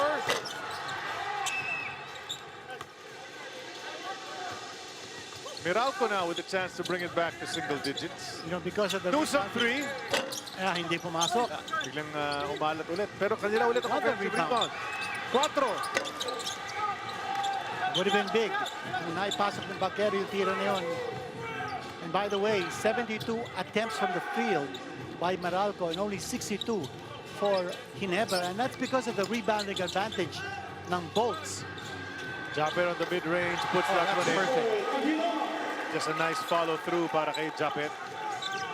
Not a big night for him, but he's here in the fourth quarter and he hits another basket. In the field goal woes of Meralco, although they're taking 10 more field goal attempts here than Ginebra, they're shooting less than 40% from the floor. Ang ganda ng in, then back out, then back in para kay Chris Banquero getting the foul to boot. So, may bonus free throw na parating para kay Banquero. 14 puntos, pwede maging 15. Ito yun. Bit of a push from behind. Troy knew it. Japet was a bit late and he thought he might have had it on the block.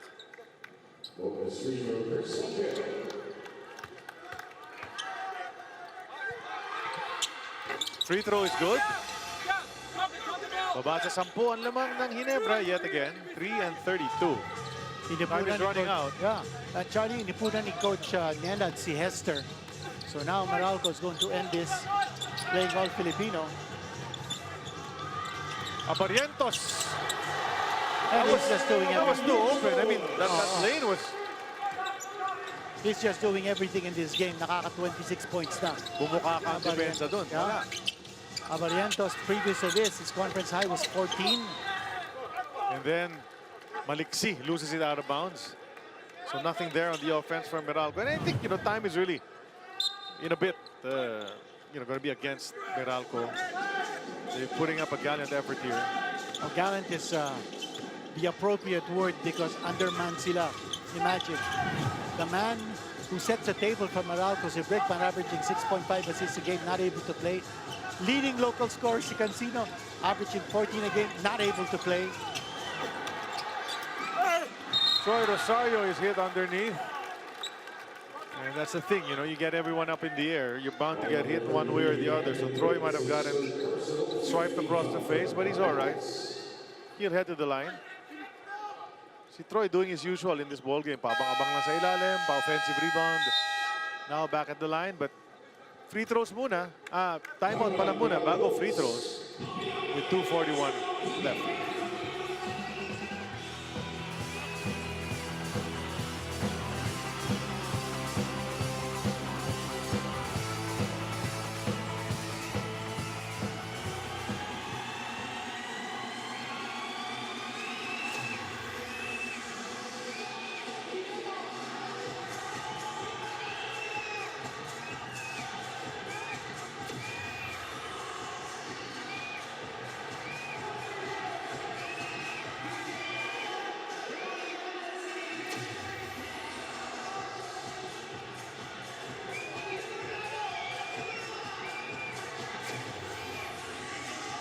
We're here at the Mall of Asia Arena and Meralco undermanned severely sa laban na ito, trying to make this a closer one. But Ginebra have taken full advantage of the lineup, the deeper lineup for today's game. Dean, kaya naman lamang pa rin sila by 12 with only 2:41 left in the game. Well, handicap din ang Barangay Ginebra. Wala si Scotty Thompson. Yeah. But just keep, -1 lang eh. yeah, too Kabila, many key players for Meralco. -4. Si Quinto, hindi makakadaro. Yeah.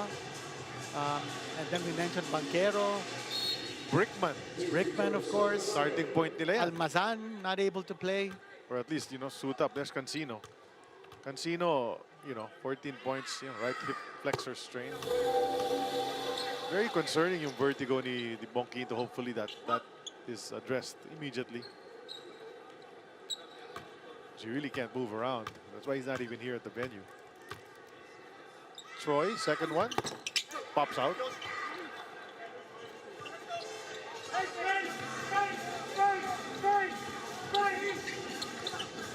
Newsome weaving his way through the traffic. Maliksi trying to take on the smaller defender. Jumper up, and it's a miss. Brandon Bates with the putback. He's put up a good effort in this game. I think he got 8 points. Yeah, he does have 8 points. What you like about Meralco is that despite the fact that they're still down by double digits and time running out, lumalaban pa sila eh. Maganda pa rin yung depensa nila. Kita natin, no? That ball is hit in long court for Barangay Ginebra. Pasok na tayo sa last 2 minutes natin. Atid sa atin ang Sports Plus. And it's a turnover. Got the stop.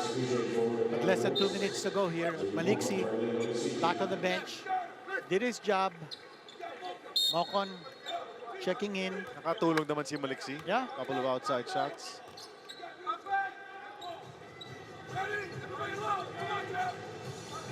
So Meralco will try to stretch as much of the time as it can. Cliff Hodge went up strong but was denied. And a good save mula kay Abarrientos, just balancing at that baseline. And that's been the story of this game. Yung depensa ng Barangay Ginebra. Meralco just shooting 33% from the floor. And you know, it goes back to setting the tone early. Yung 10 points lang ang na-score ng Meralco in the first quarter. A 4 from RJ. Almost hit the mark, but didn't want to stay down. Here comes Chris Newsom trying to force the issue, leaving it for Hodge, who'll go straight against Japit and miss yet again. And ito na nga, mananalo ang Barangay Ginebra to even up their record at 2-2. Magdadrop ang Meralco sa 2-3 din. So shake things up in the middle of that Group B. But still a long way to go. And for the Bolts, I think it's important that they get their key players back in harness. It's important for them because it's difficult when you're playing with this kind of lineup. Here's a rebound coming from Bates. May pagkakataon pa dito. Here's an outside shot. Wala doon. And an easy 2 points on the putback. JV Mocon gets that basket. And he'll bring the lead down to 9. With only 37 seconds left. Baksak yung dalawang Meralco players. And remember, coach and system will apply. Wala po tayong mga playoffs in case of a tie. We have a double round eliminations. Nasa Group B ang Meralco at ang Ginebra. They will face each other again because the teams in each group will play each other twice. Every point counts. Mocon's okay. He was shaken up. Riley Grigsby's going to take 2 more free throws. And the crowd has gotten off their seats at tumutuloy na sila sa ating mga exits of the result.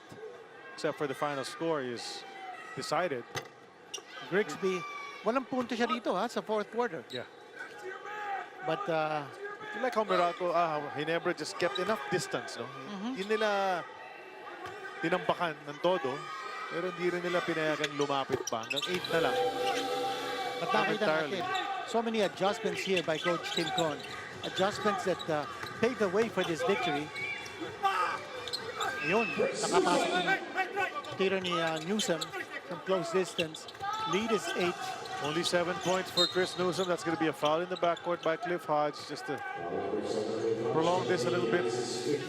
I don't know how that makes sense. You give points to Barangay Ginebra, actually Abarrientos. Especially when the quotient is in play. No? You're running after quotient. But of course, with 25.9 seconds to go, Meralco will still have a chance for another possession.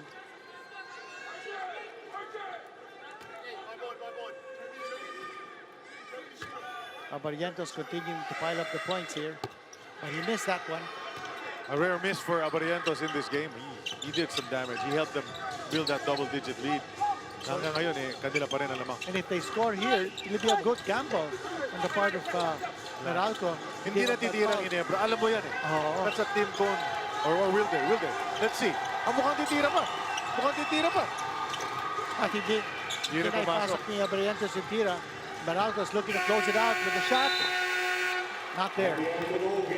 It's a 9-point victory, 84-75 in favor of Ginebra. And Charlie, a very typical low-scoring game. That's how Barangay Ginebra likes it. We said it in our needs list. Keep the score slow, exactly what they did. They didn't fall in love with the outside shot. They didn't force deep shots. They got a lot of points in the paint, and that's important also for them. Our player of the game brought to us by Sports Plus is RJ Abarrientos. He broke it open for them, as we said, in that first half, and they never looked back. 19 points at the half, and finishing with 27. He had 3 3-pointers. For someone who was shooting only 17% from 3, he certainly upped his numbers in this contest. Abarrientos, he needs that confidence. Gilas needs that confidence. So RJ is the king, and then 84-75 is the final score. Ginebra evens up its record, and Meralco drops to 2-3. And that caps our 2 games here at the Mall of Asia Arena. Earlier, Rain or Shine defeated Magnolia by just 1 point, 98-97. Nocom with a career-high 31. Convergent next bukas, followed by TNT and San Miguel Beer. So the Dean and I will be back for that. And we hope to see you here at the Mall of Asia Arena bukas para sa ating doubleheader. Magandang labanan yan. So dyan, nagtatapos ang ating coverage for this PBA Friday for Kinito Henson and Eileen Shi at ang buong crew namin for Game 2. Charlie Guna po nagpapaalam na pero tuloy-tuloy ang mga laro natin bukas sa MOA sa linggo sa Smart Araneta.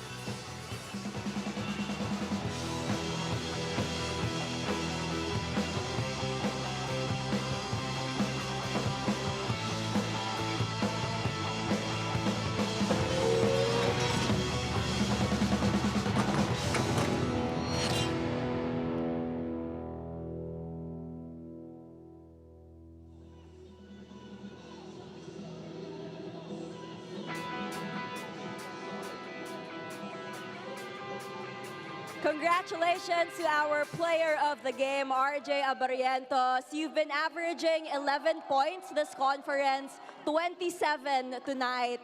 What did you just focus on after your rain or shine loss to make sure that you'd get back to your usual self? Siguro, we're just trusting our offense lang. Yung game plan namin, offense and defense, mas nag-dig deep lang kami and mas nagtiwala kami sa isa't isa. So lahat naman kami nakakuha ng momentum. So yun yung pinaka-importante this game.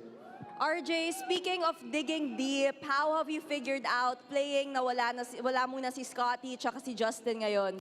Yun yung pinakamalaking kawalan sa amin, yung pieces na, yung mga materialis na wala sa amin like Kuya Scotty and JB.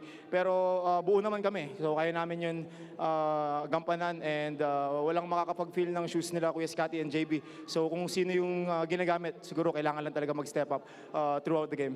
RJ, big game on Sunday, Manila Clasico. Go ahead and invite the Ginebra fans.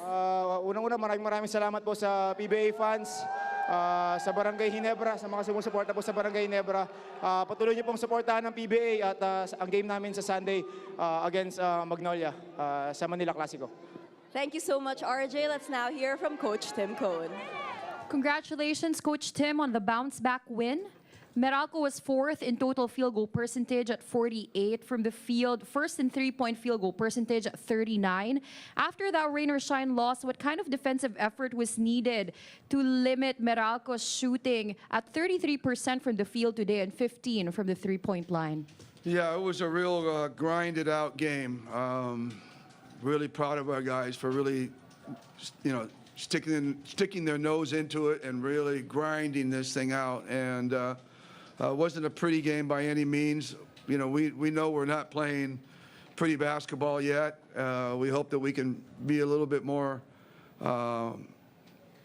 pleasing to the eye as we progress. But right now, our offense is trying to catch up with our defense. So we're coming out and just trying to defend as best we can and grind out wins. And that's what we did tonight, which is to really grind out win.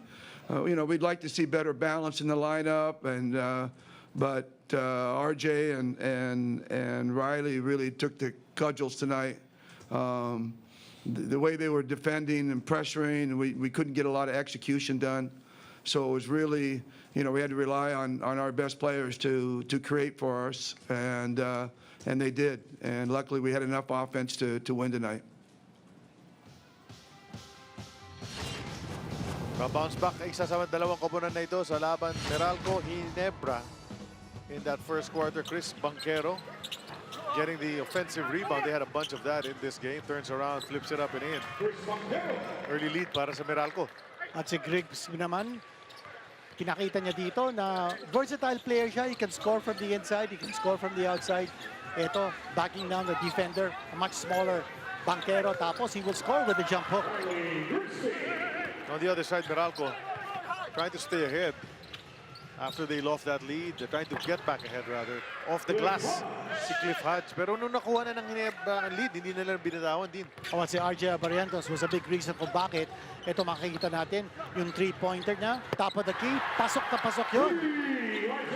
Abarrientos and Grigsby actually combining for 62% of the total points ng Barangay Ginebra. In the end, sa second quarter naman, Hester magpapakita ng kanyang excellent positioning on the inside, weaving his way closer to basket down the baseline. But then they always had an answer, Ginebra. RJ Abarrientos sasagot na naman on the next play. Bouncing, the pass was Ralph Koo and then finish na ni Mahina yung help defense doon. Napabayaan si RJ Abarrientos. What about this four-pointer coming from Banquero, who's shooting 54% from that territory? Then Grigsby answering on the other side. Up 13 already ang Ginebra. Saksak. Konting tulak. Nagreklamo si Cliff Hodge pero basket counts. One-on-one for play. Grigsby. Oh, from top of the key. And that was the halftime score. No three-pointers in the first half para sa Meralco. 0 sila mula sa Rainbow Country. But in that third quarter, finally, they started hitting some. And there was the first one from Chris Newsom. Walang closeout yun. So Chris Newsom taking the shot from 3. Defense didn't bother him. At si Stephen Holt naman, pinawian si Newsom with that 3. Brandon Bates working hard in the paint. Gets that ball, switches to the left hand and hooks that in. And he finished with 8 points in this contest. But si Grigsby, this guy was all business tonight. And that floater, hitting the shot from medium range. End of 3, lamang pa rin ng 15 itong Barangay Ginebra. They just had to protect the lead in that fourth quarter, and they did that. But Chris Newsom and the Bolts tried to make a spirited comeback. That's a drive which cut it down to single digits. And that was a quick basket for Meralco. Yun ang kailangan nila because time was against them. But si Japet Aguilar, watch that medium range jumper. Swak na swak yun. Pero tuloy-tuloy pa rin ang Meralco trying to get some hoops, and Banquero with a in, out, and in. Gets the three-point play opportunity, which he completed. Pero sino nagtapos? Well, the guy who sparked this huge victory for Barangay Ginebra, why not? RJ Abarrientos, the highlight play to end our highlights. Abarrientos finishing with a game high 27 points.